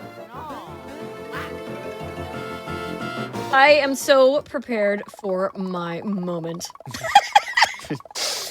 Oh, did you know that roughly 1 out of 5 Americans live with a mental health condition? We at RPG Limit Break are proud to be raising money for the National Alliance on Mental Illness, a charity that works tirelessly towards cracking the code of mental illness through various means such as education, leadership, and increasing the availability of care. Please join RPG Limit Break in supporting this incredibly worthy cause. And I did just want to remind everybody, that is what we're here doing now, playing these games in an incredibly speedy manner to raise funds for NAMI. Just a fantastic, fantastic organization. We have all kinds of amazing prizes available to you should you donate that you could have a chance to win, including at the $5 level, a Super Mario locking storage box and a Live Alive PC key. At the $15 level, Shy Guy tabletop miniature. At the $25 level, of Final Fantasy VIII wooden case replica, and we have at the $50 level a Wooting 80HE keyboard. Reminder also that we have a Nintendo Switch 2 bundle that if you donate $200 cumulatively over the course of the entire event, that you will be entered for a chance to win. It's just really, really fantastic prizes. Lots and lots of generosity from our community. And yeah, don't forget, every donation gets you a chance to win. So we're going to do a bit of a janky ball clip here. Very well done by Reef. So ball clipping works by, if you go, I think, within less than 8 pixels to the side of an object. He's taking a death on purpose here, by the way. This is intended. This allows us to warp back to the future in very timely fashion. So if you go off to the side of an object by 8 pixels or less,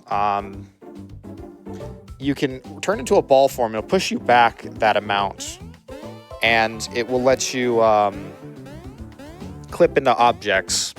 And what there he did, like, sort of a clip to get up to a platform. And inside that Luigi box, I guess they don't even do the money glitch anymore. Dang, they've routed that out. By doing that ledge clip, you get to this box that has an item called the Risky Badge, or Risk Badge in the North American release.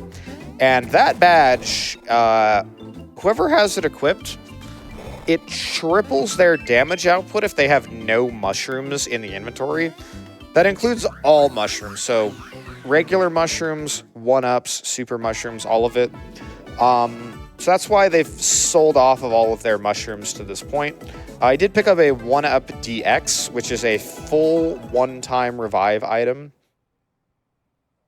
And the 1-up DX lowers it to like 2.92 times. Like every single one of your damage multipliers goes down by 0.08 per mushroom, including a 1-up mushroom. So once again, doing a ball clip here, 8 pixels, just hold up, and yeah, it's really, really easy to skip into this final dungeon. You just like tap left on the D-pad, turn ball form, roll up, and you have now just skipped half of the game. Story I love to share is that Solidified Gaming, when she found the skip in like 2017, she thought it was going to be really complicated because there's nothing to work with on that screen. And then it turns out the skip is really easy, and she was so mad she called up her friend like in the middle of the night across the ocean to complain about how difficult that skip should have been, only for it to be the easiest thing in the world. 2 a.m. calls about skips. Being angry about, it's one thing to be angry that you can't find something no matter how hard you try, but like this is the Palace Skip equivalent to this for this game, and Palace Skip was like an extraordinary amount of effort from several people for like months and like a lot of theory crafting. And then the skip that accomplishes about the same amount in this game is just, it's free. It's literally free. I teach people how to do this at marathons. And they can do it like second or third try. It's great. Respect. That's worth waking somebody up for. So imagine getting that call. it's kind of a tale of legend in our community at this point. All right, so we're now in the final dungeon, Shroop Castle. You're supposed to get 5 Cobalt Star Shards. Only got 2. The Risk Badge is what really allows the final boss to be dealt with.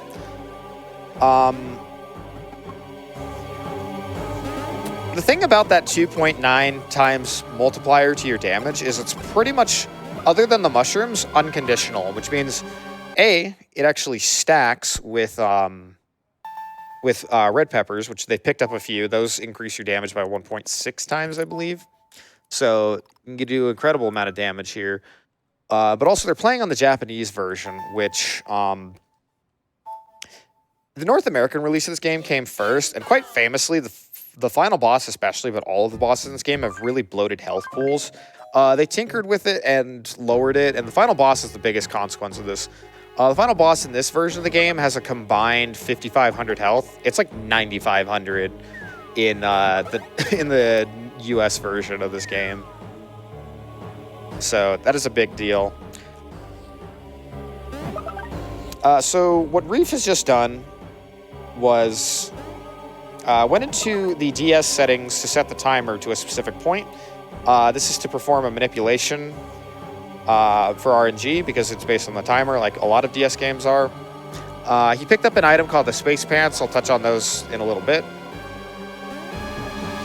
And then now he's performing a ball clip, which is one of the few remaining strats in this any percent run.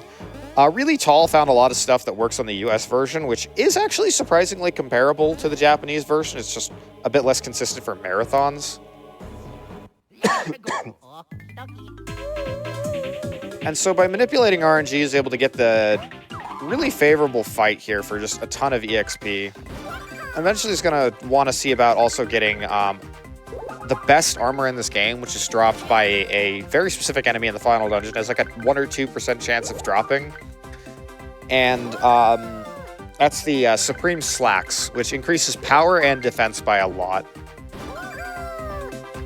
They also picked up the Space Pants, which increase defense and power by a considerable amount. Because they're not that far out of the way, they're really good to pick up. Once again, Tonkotsu is finished up with his whole portion. He's heading to the final dungeon as well. Guess we just don't do money glitch anymore. But because we're so underleveled coming into this portion of the game,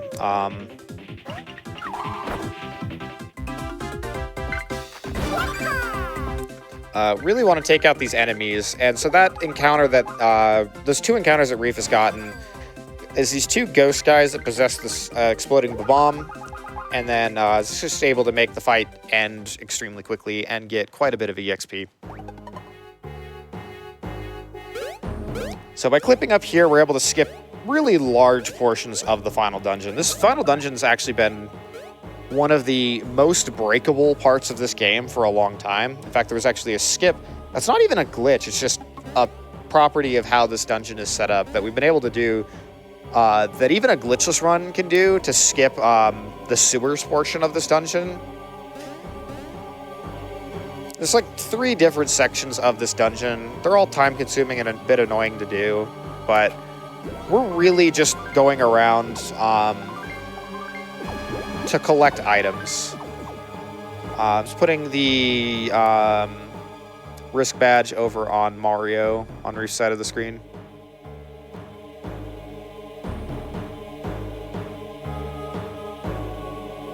Let's go. Be careful in how he activates this encounter.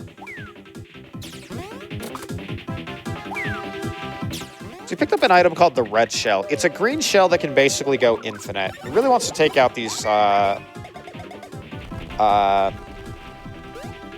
don't know what we call these. Call the Elder. I think Elder Shrew, but there's also Elder Shrew Void. This is Copy Flower. If you're familiar with super jumps from Mario RPG, it kind of works the same way, except it works on all 4 face buttons of the bros.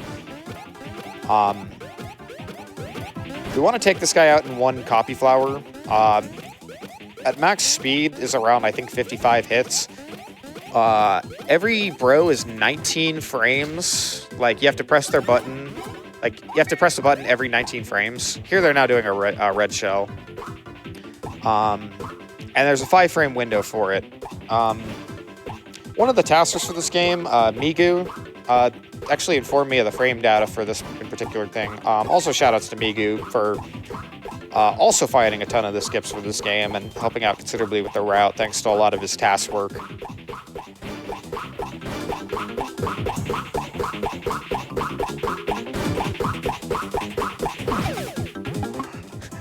Very well done. Was able to get the 1 cycle there. I believe that should get the Supreme Slacks. So that's going to help out considerably.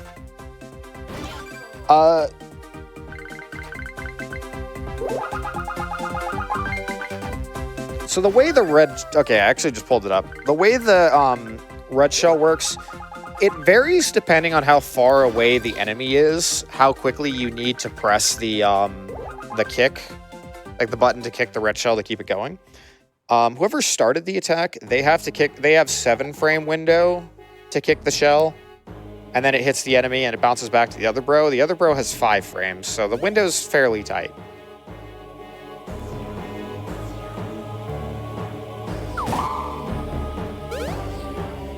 So a lot of this portion of the run is just the grind to get yourself up to. They usually go for level 12. They might go for a couple extra levels for marathon safety.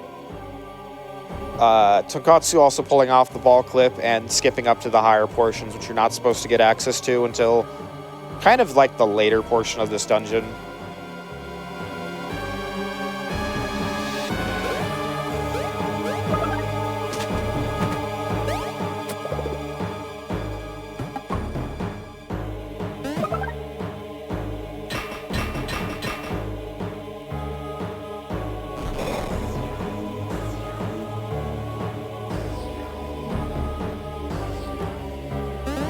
So here he's going to go into the sewer. Now, we don't actually have to complete this.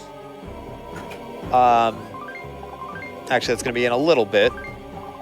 It's putting on the...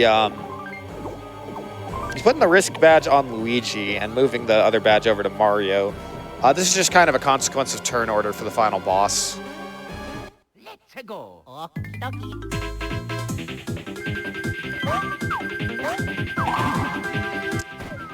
Let's see how this goes.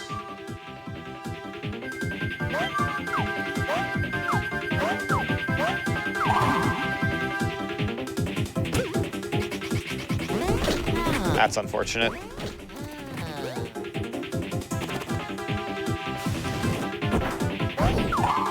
Yeah, so that attack with the Shrooboid Rex, where he charges at the bros, that attack is literally undodgeable if you haven't jumped on the Shroobs at least, or on the Shrooboid Rexes at least once with like a dodge.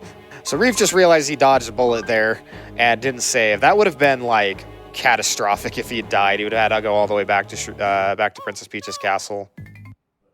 So doing a soft reset here because he's trying to get a first strike on this enemy.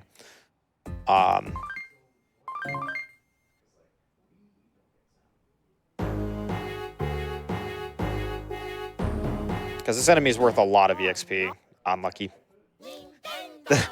The timing on this is really awkward, so yeah, the resets here, unfortunate, but like, yeah, you really want the first strike coming into this fight.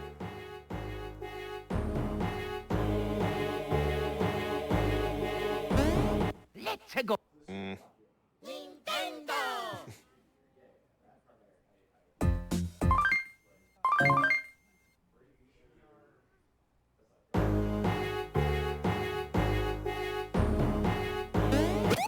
There we go. So Tonkotsu has just gotten into the fight with the Elder Shroob, which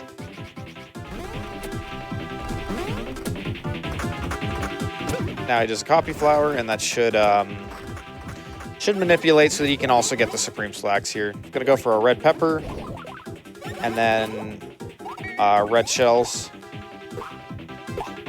I believe when you kill an enemy with a red shell, it bounces over to the next one. It's been a while.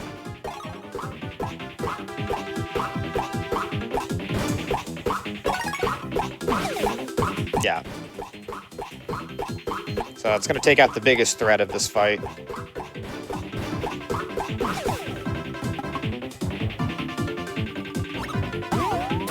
So Tonkotsu needing to make sure he gets this red shell as well for the manipulation to work.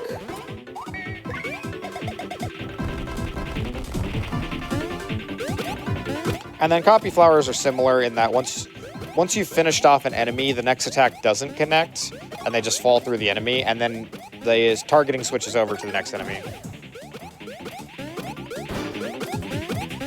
All right, so Tonkotsu has also gotten the required armor pants.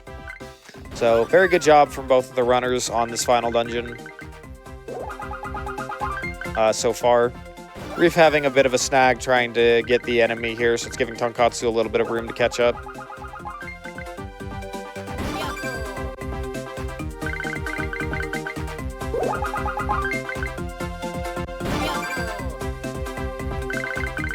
So at this point, power is most important on Luigi because the way a lot of the bros attacks work in this game is it's based on who actually initiates the attack, how much damage you actually do. And so typically it's going to work out that Mario's the one who uses the red peppers, and then Luigi's going to be the ones who use stuff like copy flowers and red shells, which is going to make the damage go up quite a bit.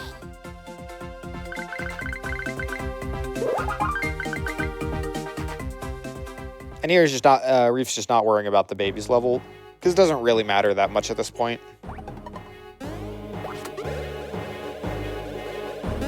I guess they don't go into the sewers anymore.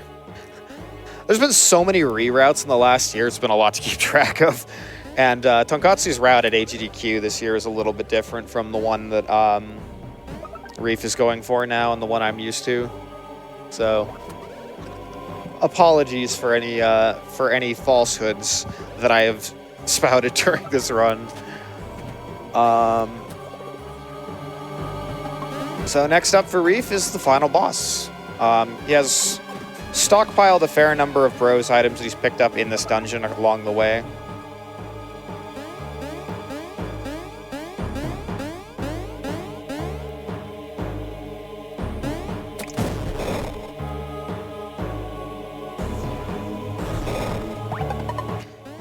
And this final, well, I say the final boss, but it's a really lengthy scenario. There's several phases to what is the final boss. And there's also this little mini game you have to play at the start here. So here we have a cutscene with Stuffwell talking about the Cobalt Star, which is apparently mostly completed now.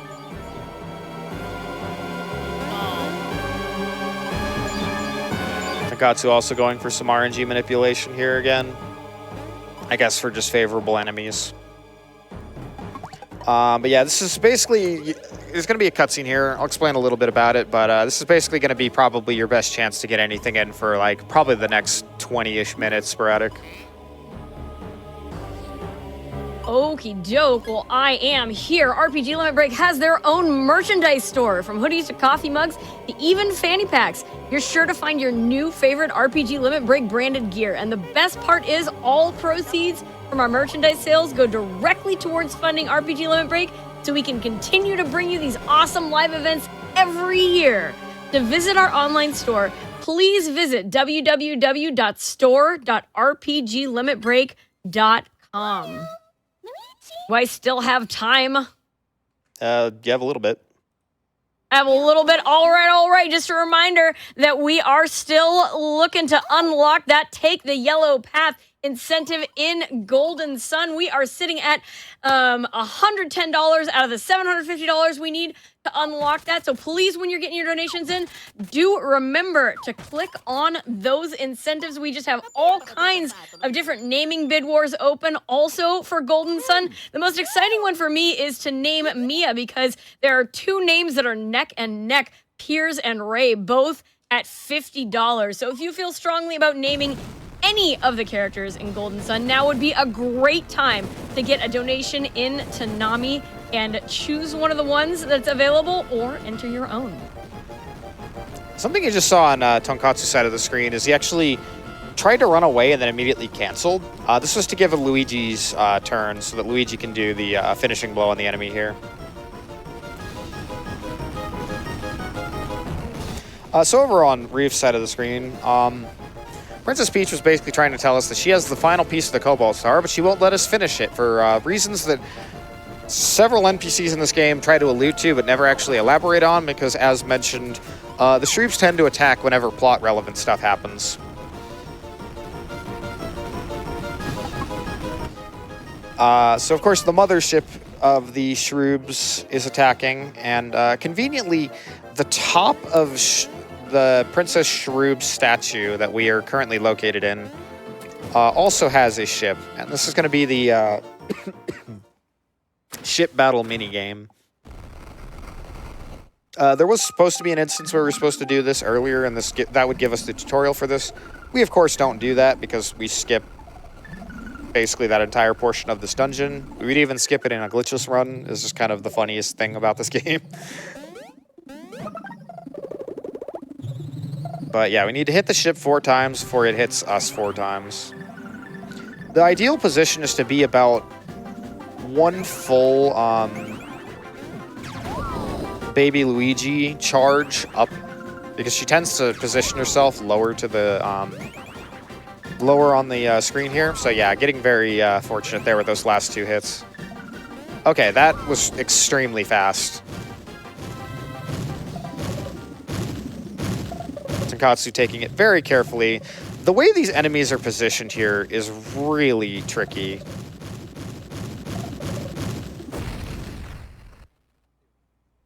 So Tonkotsu is going to be moving the risk badge over to Mario. So I guess they're taking different strats for this end game here. So Reef getting quite fortunate on this mini game. Gonna do a safety save here. If either of them dies to this final boss, that kind of is going to end up being where the race goes. So even though Reef is at a considerable lead here, it's like Tonkotsu can still win this, because this is a very tough final boss. As is often said with Mario & Luigi Superstar Saga runs, same applies to this game. The final boss of this game, very tricky.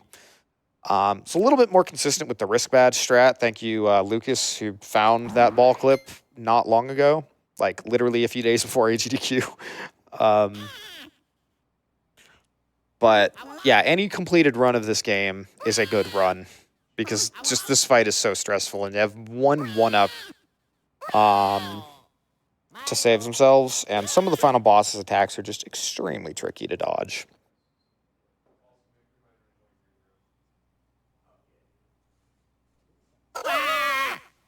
All right, so Princess Shroob is kind of pissed that we knocked down her ship and have been just kind of ruining everything. Here's the only time we actually can see what any of the characters mean. So this is how we know that those two letters just mean destroy, destroy. Let's go. Also, banger final boss theme. We're gonna get a couple of final bosses, but the first part of this fight needs to hit the shield 15 times in order to actually expose Princess Shroob's weak spot. Gonna use a copy flower, I suppose. Older strat was to use trampoliners, which is a little slower, but a little bit more steady, and doesn't burn a copy flower, which is a very useful item. So Reef here just counting how many hits that he knows it takes to break the shield before failing copy flowers on purpose. Luigi's going to do a jump. The next thing he's going to have, do a counterattack here. Actually, that was very quick. So you want to kill this boss in one hit with a red shell. This is why he's using Luigi's turn. This boss has 1700 HP.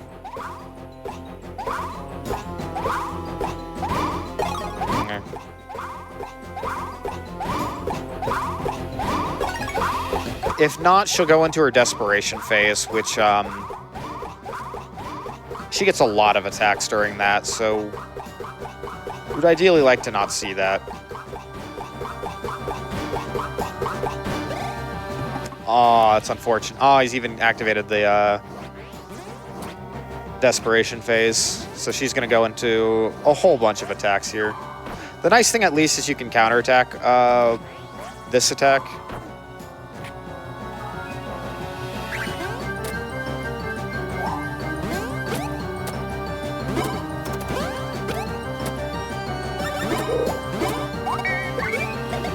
So good copy flowers here is almost as effective as a good red shell. It's not as likely to one-shot her because this attack is just so hard to do, but should still be able to finish this boss off here.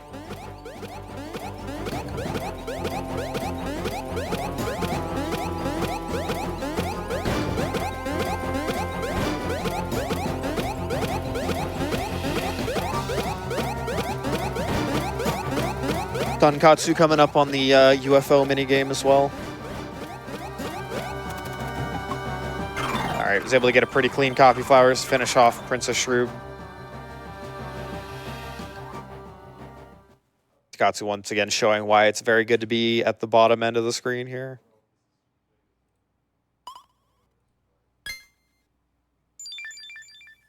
That's unlucky.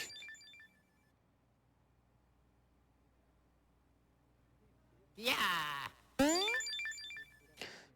Princess Peach has the final piece of the Cobalt Star and reveals that she has it, but she just will not let us actually finish the star. Of course, actually by pulling it out, kind of a bad thing. Whereas this sniveling little brat just kind of sneaks in, like, this is mine now. So as it turns out, there were two Princess Shroobs, and the now dying younger one comes over and says, it's your job to finish this now, sister. The Cobalt Star, actually, Princess Peach threw it at the older Princess Shrew, who attacked her first, and sealed the older Princess Shrew within, but the younger Princess Shrew was the one who took over the kingdom now. And of course, now the Cobalt Star is finished, it's going to be returning to her natural form, as Peach gives us plenty of exposition.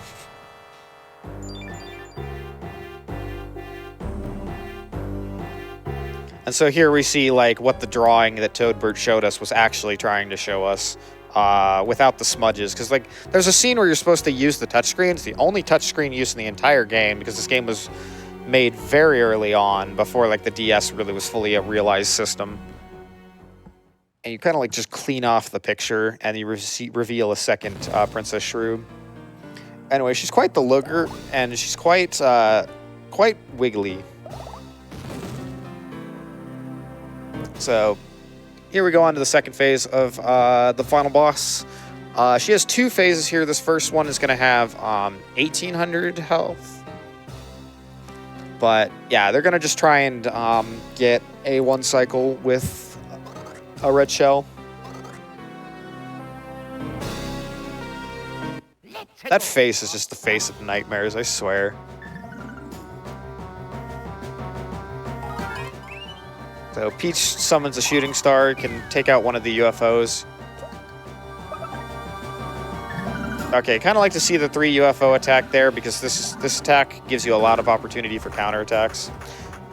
Especially if she targets Luigi, which is going to make it so he doesn't have to hit nearly as many red shells, because you can do 120 damage off of counterattacks there. Tonkotsu opting for trampoliners on the first phase of younger Princess Shrew. Safer option that doesn't burn your resources as much. Now Reef is going to go for the one cycle here as well. It's a bit of a tough one, especially because the timing window on this is a little bit tight.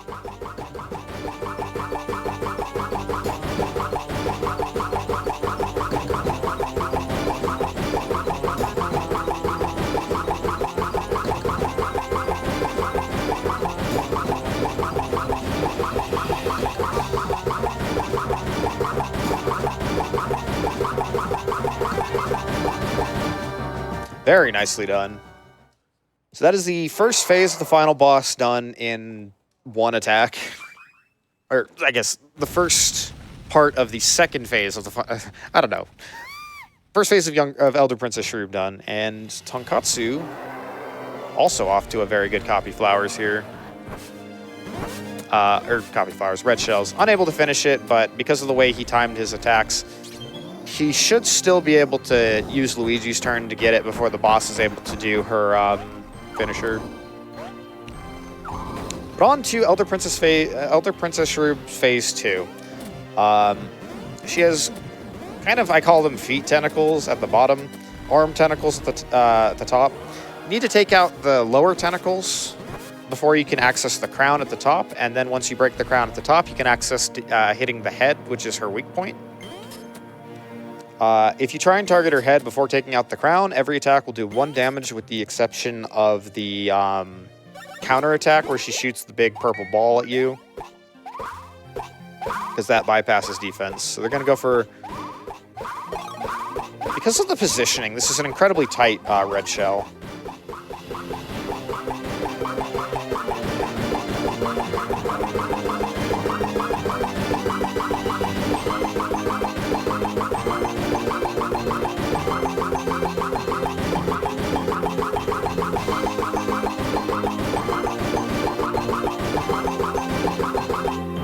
That is still incredibly impressive. That is, again, 7 frames for the bro who kicks the shell, 5 frames for the other bro, and I think it's like, at its fastest, like, I don't know the exact timing. Here's gonna go for Copy Flowers on the crown. Doesn't take too many hits to finish it. But yeah, the window's really tight there. So it breaks the crown. Now can damage the final boss's head. This counterattack's going to lend quite a bit of bonus damage as well.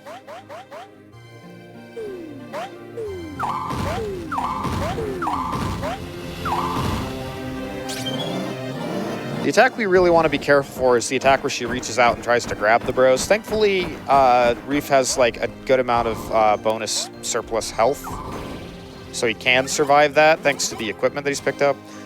Mario's going to refresh the red peppers because they do run out. He's going to go for Copy Flowers and see how many hits he can get. I have seen him one cycle this boss with Copy Flowers, so I kind of really want to see if he can pull it off. That is 143 consecutive hits and very hard to pull off, especially with marathon jitters.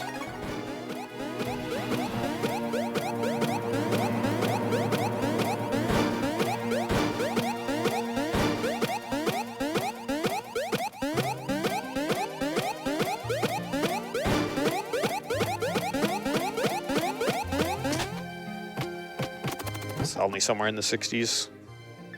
So the face has about 2,000 health. Thanks to all the counterattacks, usually will only take 3 Copy Flowers to finish, but you'd ideally like for it to be fewer. Ah, this attack stinks.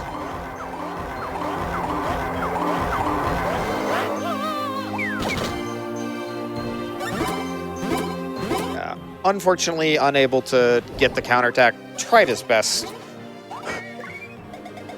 That attack is a lot easier to deal with when the lower tentacles are around because you can actually synchronize your hammer hits.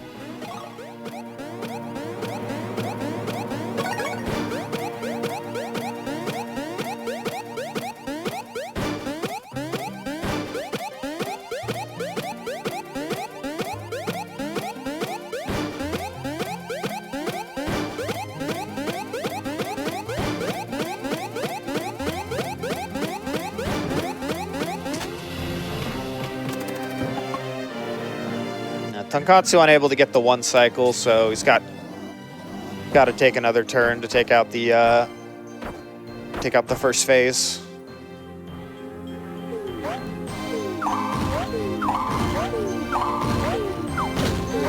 Oh, that's unfortunate.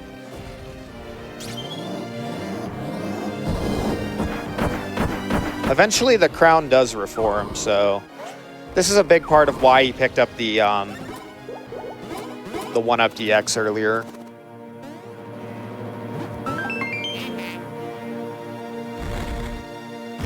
Also a part of why he's leveled up HP on Mario instead of power.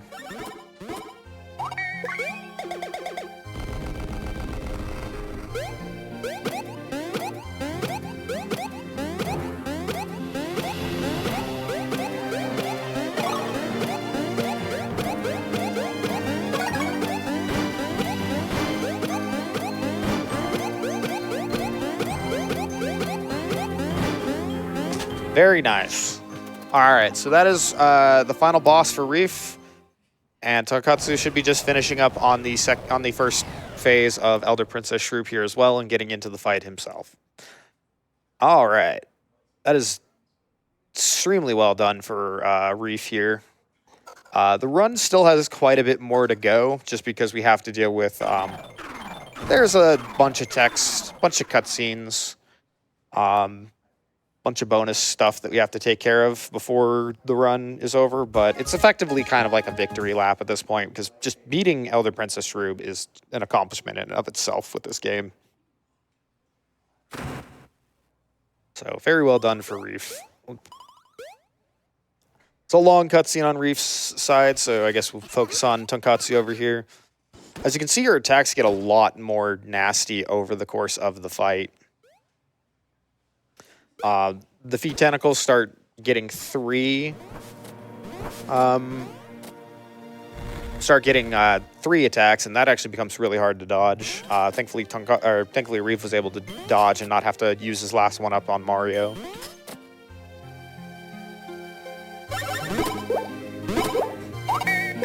Tonkotsu opting for the safer copy flowers to take out the feet tentacles.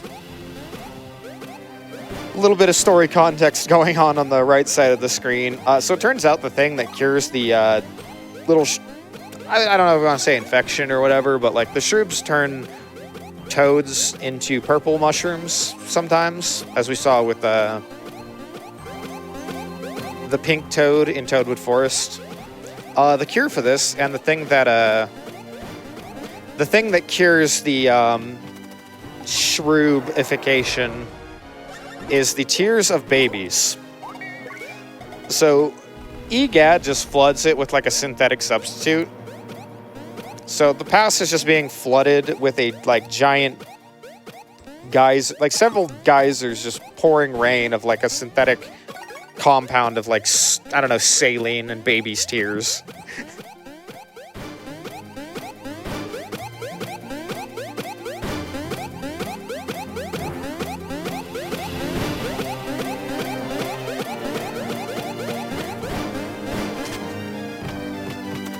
Alright, Tonkotsu with the copy flower to take out the head. So he's got still the 2,000 health ahead of him.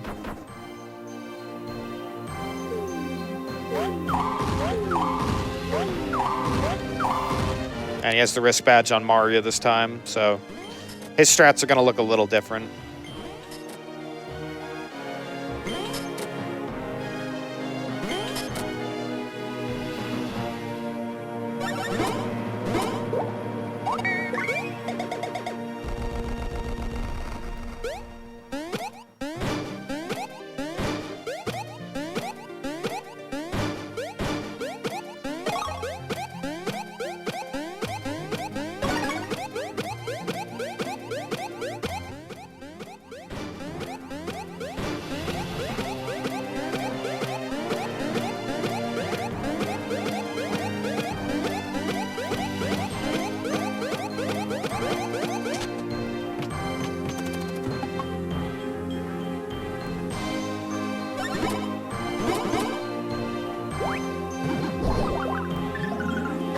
Once again, having Luigi re-up and then going for the counterattack.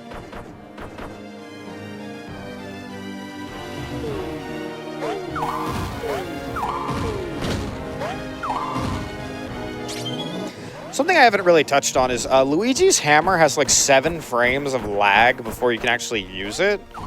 So you need to time his hammer like slightly different from Mario's. It's really awkward and it makes counterattacking surprisingly difficult with Luigi.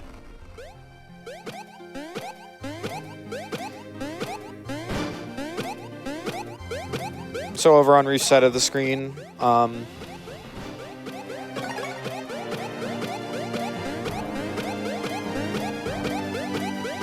why the heck Bowser is here.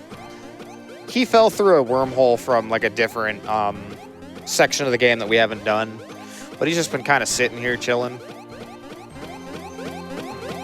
And the mushroom that was formerly Elder Princess Shroob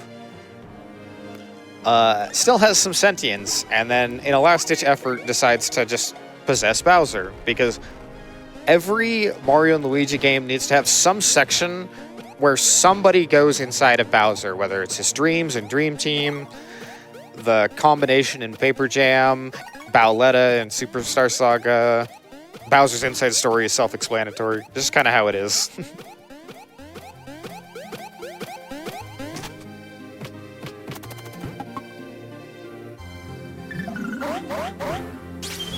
Banger theme here. We only get to hear it in Bowser's fights, but we get a reprise here for this fight is called Shrouzer. Just Princess Shroob, Bowser combination here. You don't get any attacks, so you just have to dodge all of their attacks. But thankfully, they only have 20 hits. It's just noted by the Shroobs on the bottom right screen. So I just need to keep up the dodging. Tonkotsu going for another Copy Flower. Hopefully this should kill Elder Princess Shroob.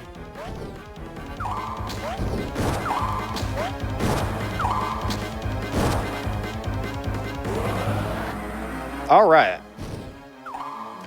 And that is Elder Princess Shroob down for Tonkotsu. Extremely well done for both of our runners.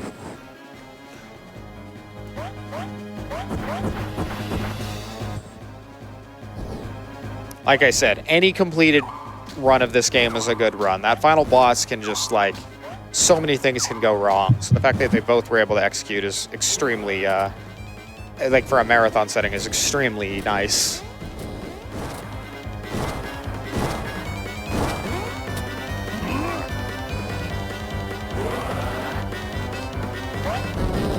All right, so one more attack on roof side of the screen, and that is the final boss. Time will be about 2 minutes from now. Once the final text box disappears, I will call it out, which would make this like a 2:14 for a marathon. Rafe's PB is 2:11, so the fact that like he lost all that time from several like bad encounters in the final dungeon, like a 2:14 is an extremely good marathon time. Like that would still be good enough for world record.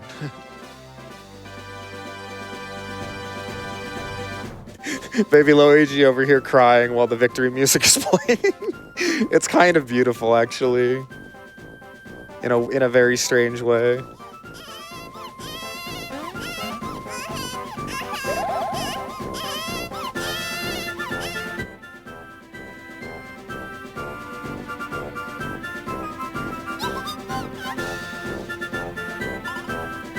So once again, flooding the past with the tears of crying babies.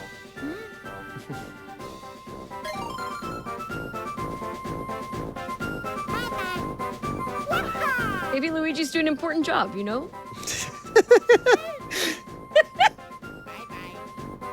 I mean, I think he has cried enough to flood an ocean. Maybe Luigi saves the day. By being real sad about stuff.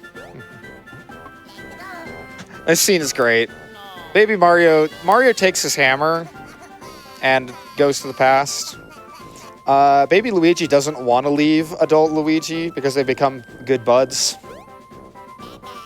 Baby Mario gives Mario his hammer. Luigi gives adult Luigi his hammer as well.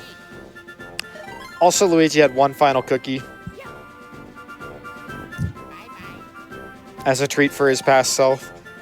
So baby Luigi gives Luigi his reward. And of course, it's Luigi in a Mario and Luigi game. He, of course, just the butt of the joke. So they all return to the past. The timeline is reset. Everything is grand. Time will be very shortly. I will call it out here once the second text box disappears.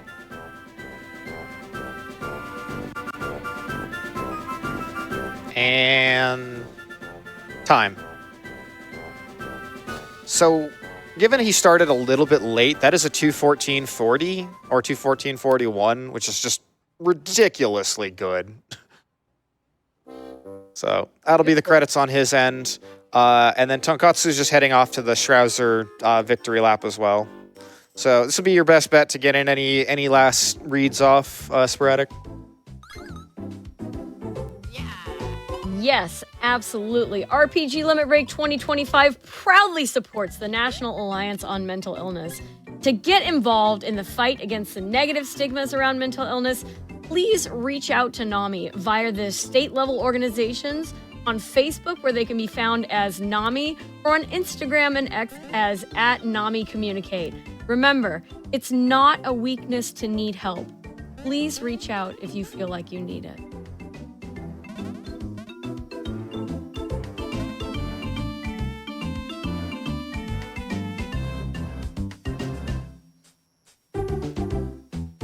Do we still have some time here? Yep.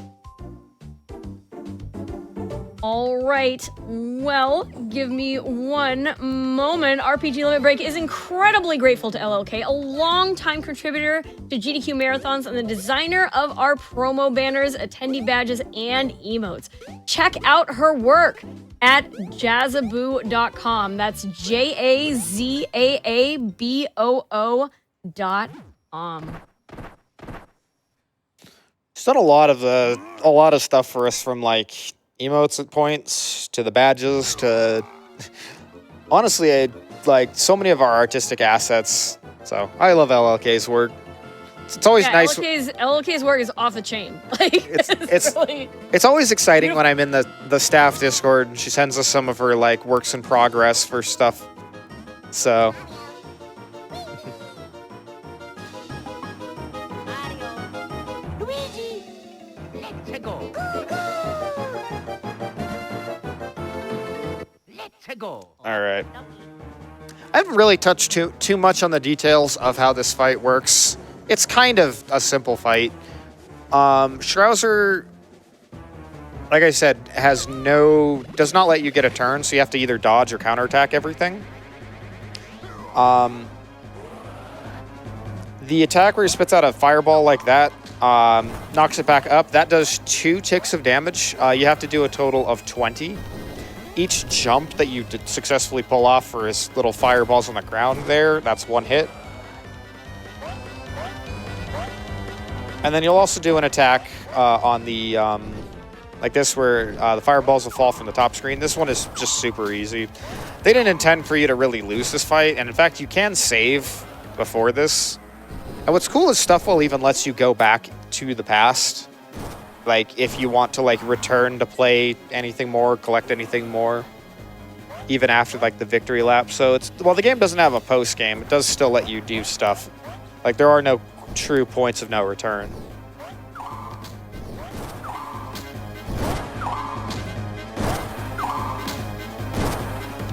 All right, 7 more hits for Tonkotsu. This will make it 5.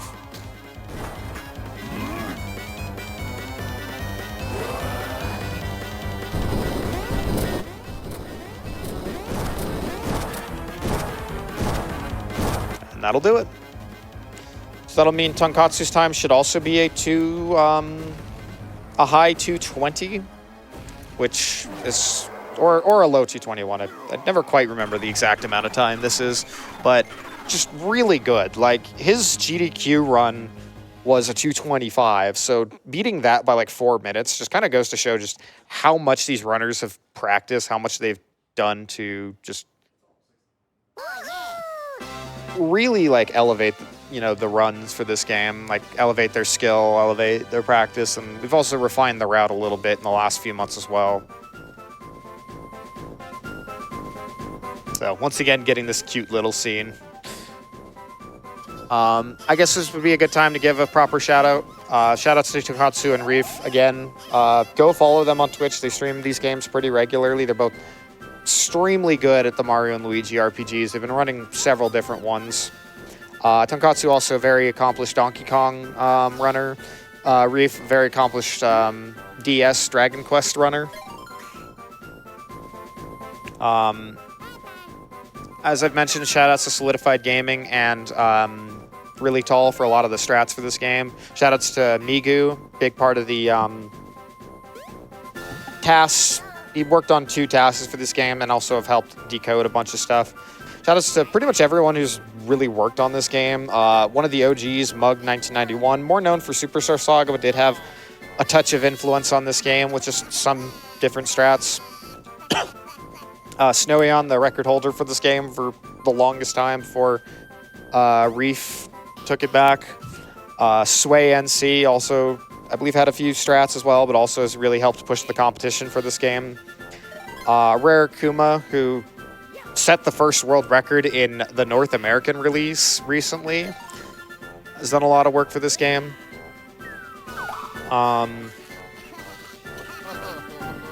Beastly found a couple of strats which we haven't really used, but was a part of the community. There's like so many people over the years that I can give credit for that have had a really big impact on this run. So once again, time coming up on Tonkotsu's side of the screen. Yeah, it's gonna be a low 220 one. Time. All right, so 221.02, I believe. Timer was a little bit late, but superbly well done for both of these runners. Yep, Tonkotsu, if you're still mic'd up, did you want to say anything? Yes. Yeah, GG, Riff. Yes, GG's. So, yeah, I'm glad we had the opportunity to showcase the latest any percent run of my childhood game. Thank you for having me today. We hope this event will be a great success. Yes. And anything from Riff? Hi. Thank you for everyone. Thank you and the partners in time. Thank you for everyone and thank you for this race Tonkotsu. Yeah, thank you. Absolutely. My pleasure. So that should do it for Partners in Time. Thank you everyone for watching. Keep on watching the schedule. We got like a full week left of runs. You're going to hear a little bit more from me later because I'll actually be hopping on the host mic for 2 runs from now. But yeah, stay tuned. Again, follow both of these runners. They're both magnificent runners. Very skilled at a lot of different types of games. And yeah, stay tuned. Thank you all. Thanks Limit Break for having us. And yeah, thanks for watching. Don't go anywhere.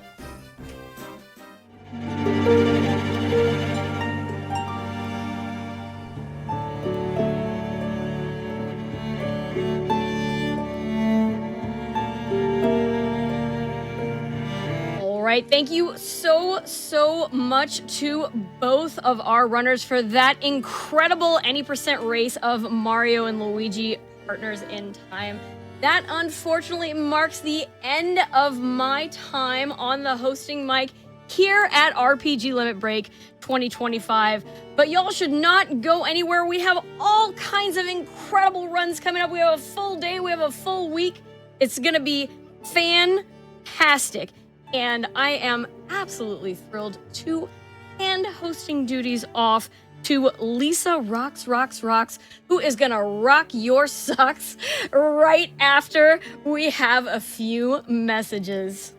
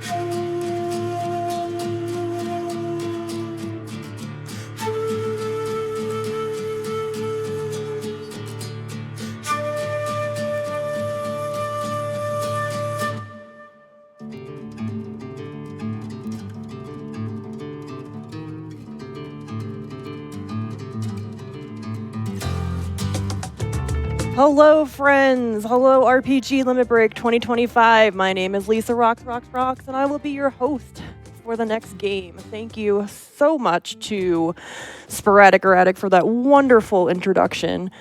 She did great.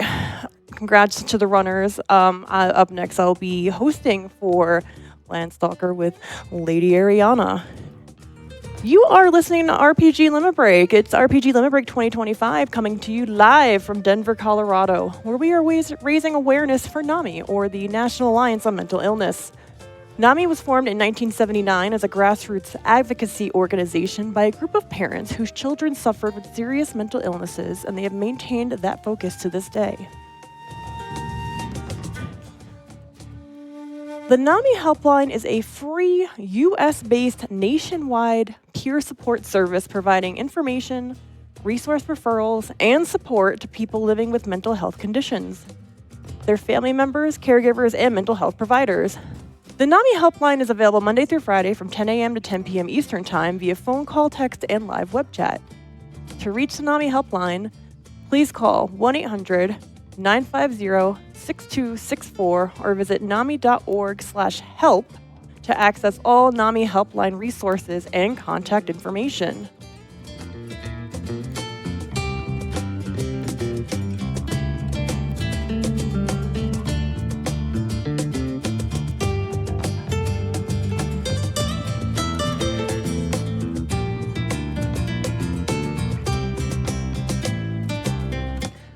You may have noticed us talking about incentives and prizes. This means that via your generous donations, you get to potentially name characters, make our runners complete difficult or ridiculous tasks, or help pick which story you get to see in certain games. You can also become eligible to win numerous prizes donated by community members. Remember that 100% of your donations go directly to the National Alliance on Mental Illness. For more information, check the channel bio for a link to the 2025 tracker.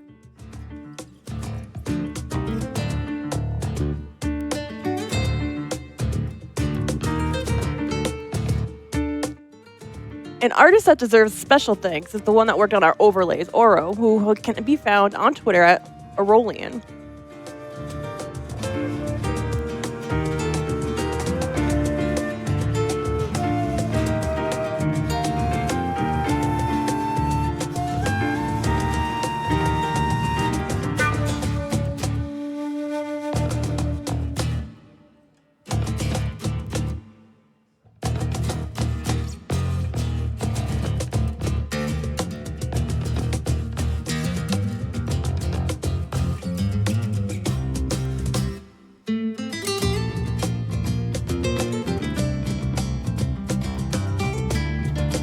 RPG Limit Break has their own merchandise store. From hoodies to coffee mugs to even fanny packs, you're sure to find your new favorite RPG Limit Break branded gear. And the best part is, all proceeds from our merchandise sales goes directly toward funding RPG LB, so we can continue to bring you these awesome live events every year. To visit our online store, please visit www.store.rpglimitbreak.com.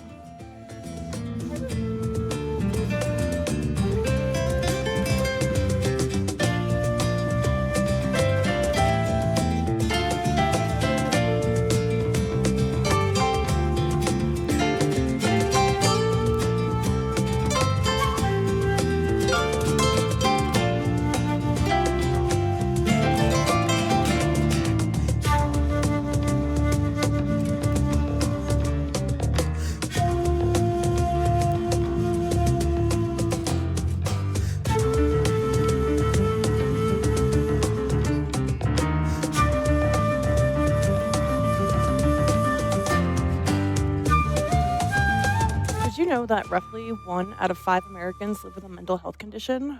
We at RPG Limit Break are proud to be raising money for the National Alliance on Mental Illness, a charity that works tirelessly towards cracking the code of mental illness through various means such as education, leadership, and increasing the availability of care. Please join RPG Limit Break in supporting this incredibly worthy cause.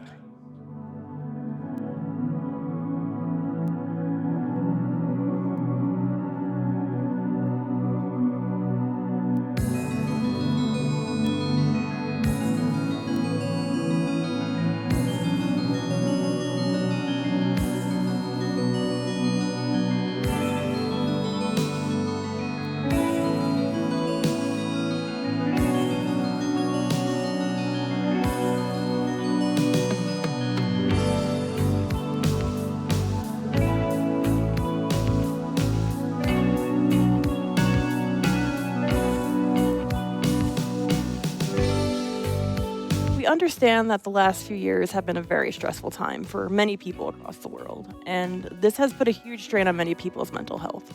In the United States alone, 21% of adults reported suffering some kind of mental illness. That's roughly 52.9 million people. Please remember to reach out for help if you feel like you need it. You are not alone.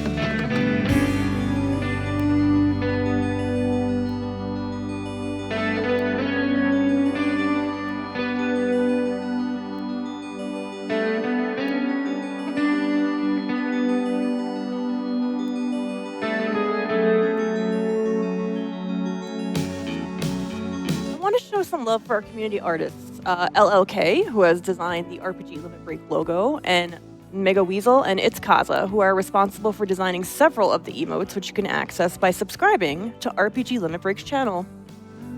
All revenue from subscriptions, bits, and the ads we run contribute to funding our annual marathons, and your support in this regard is critical to helping us put on these wonderful events year after year.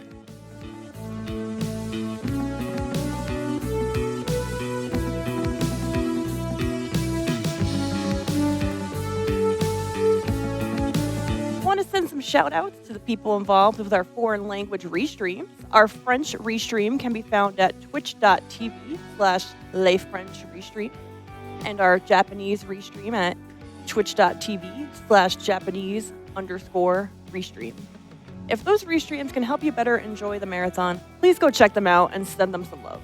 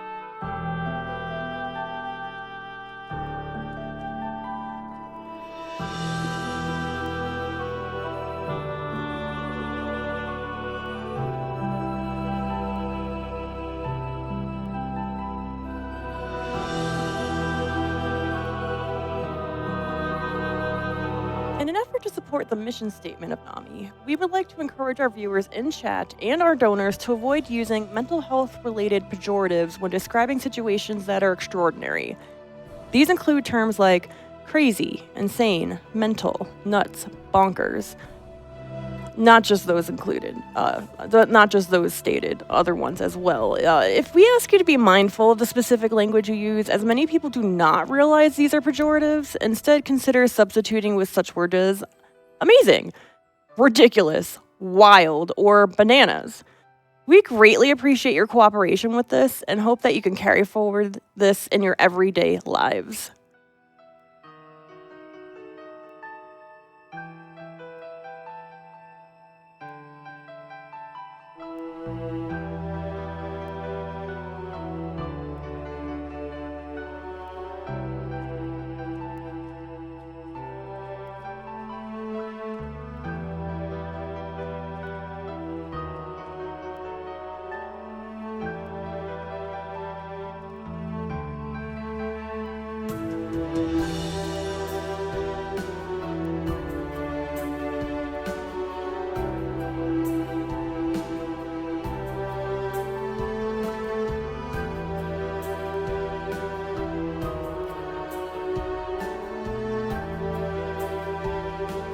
For those of you just tuning in, this is RPG Limit Break 2025.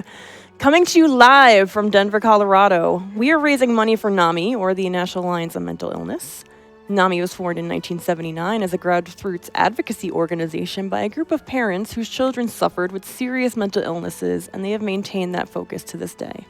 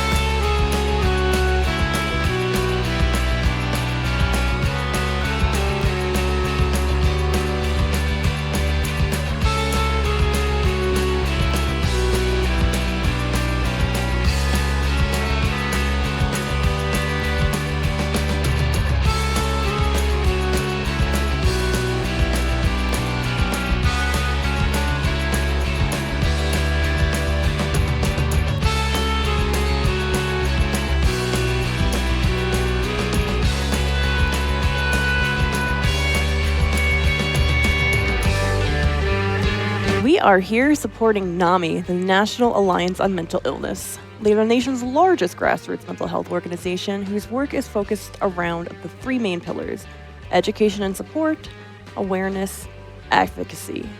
What does that mean? Advocacy. NAMI engages in federal advocacy and supports NAMI state organizations, such as the chapter here in Denver, where RPGLB takes place, in their state-level advocacy efforts.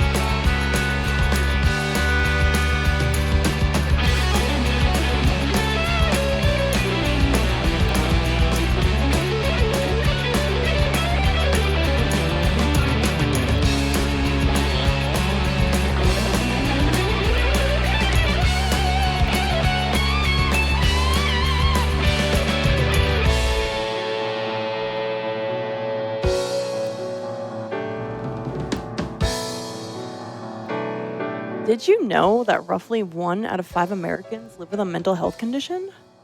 We at RPG Limit Break are proud to be raising money for the National Alliance on Mental Illness, a charity that works tirelessly towards cracking the code of mental illness through various means such as education, leadership, and increasing the availability of care.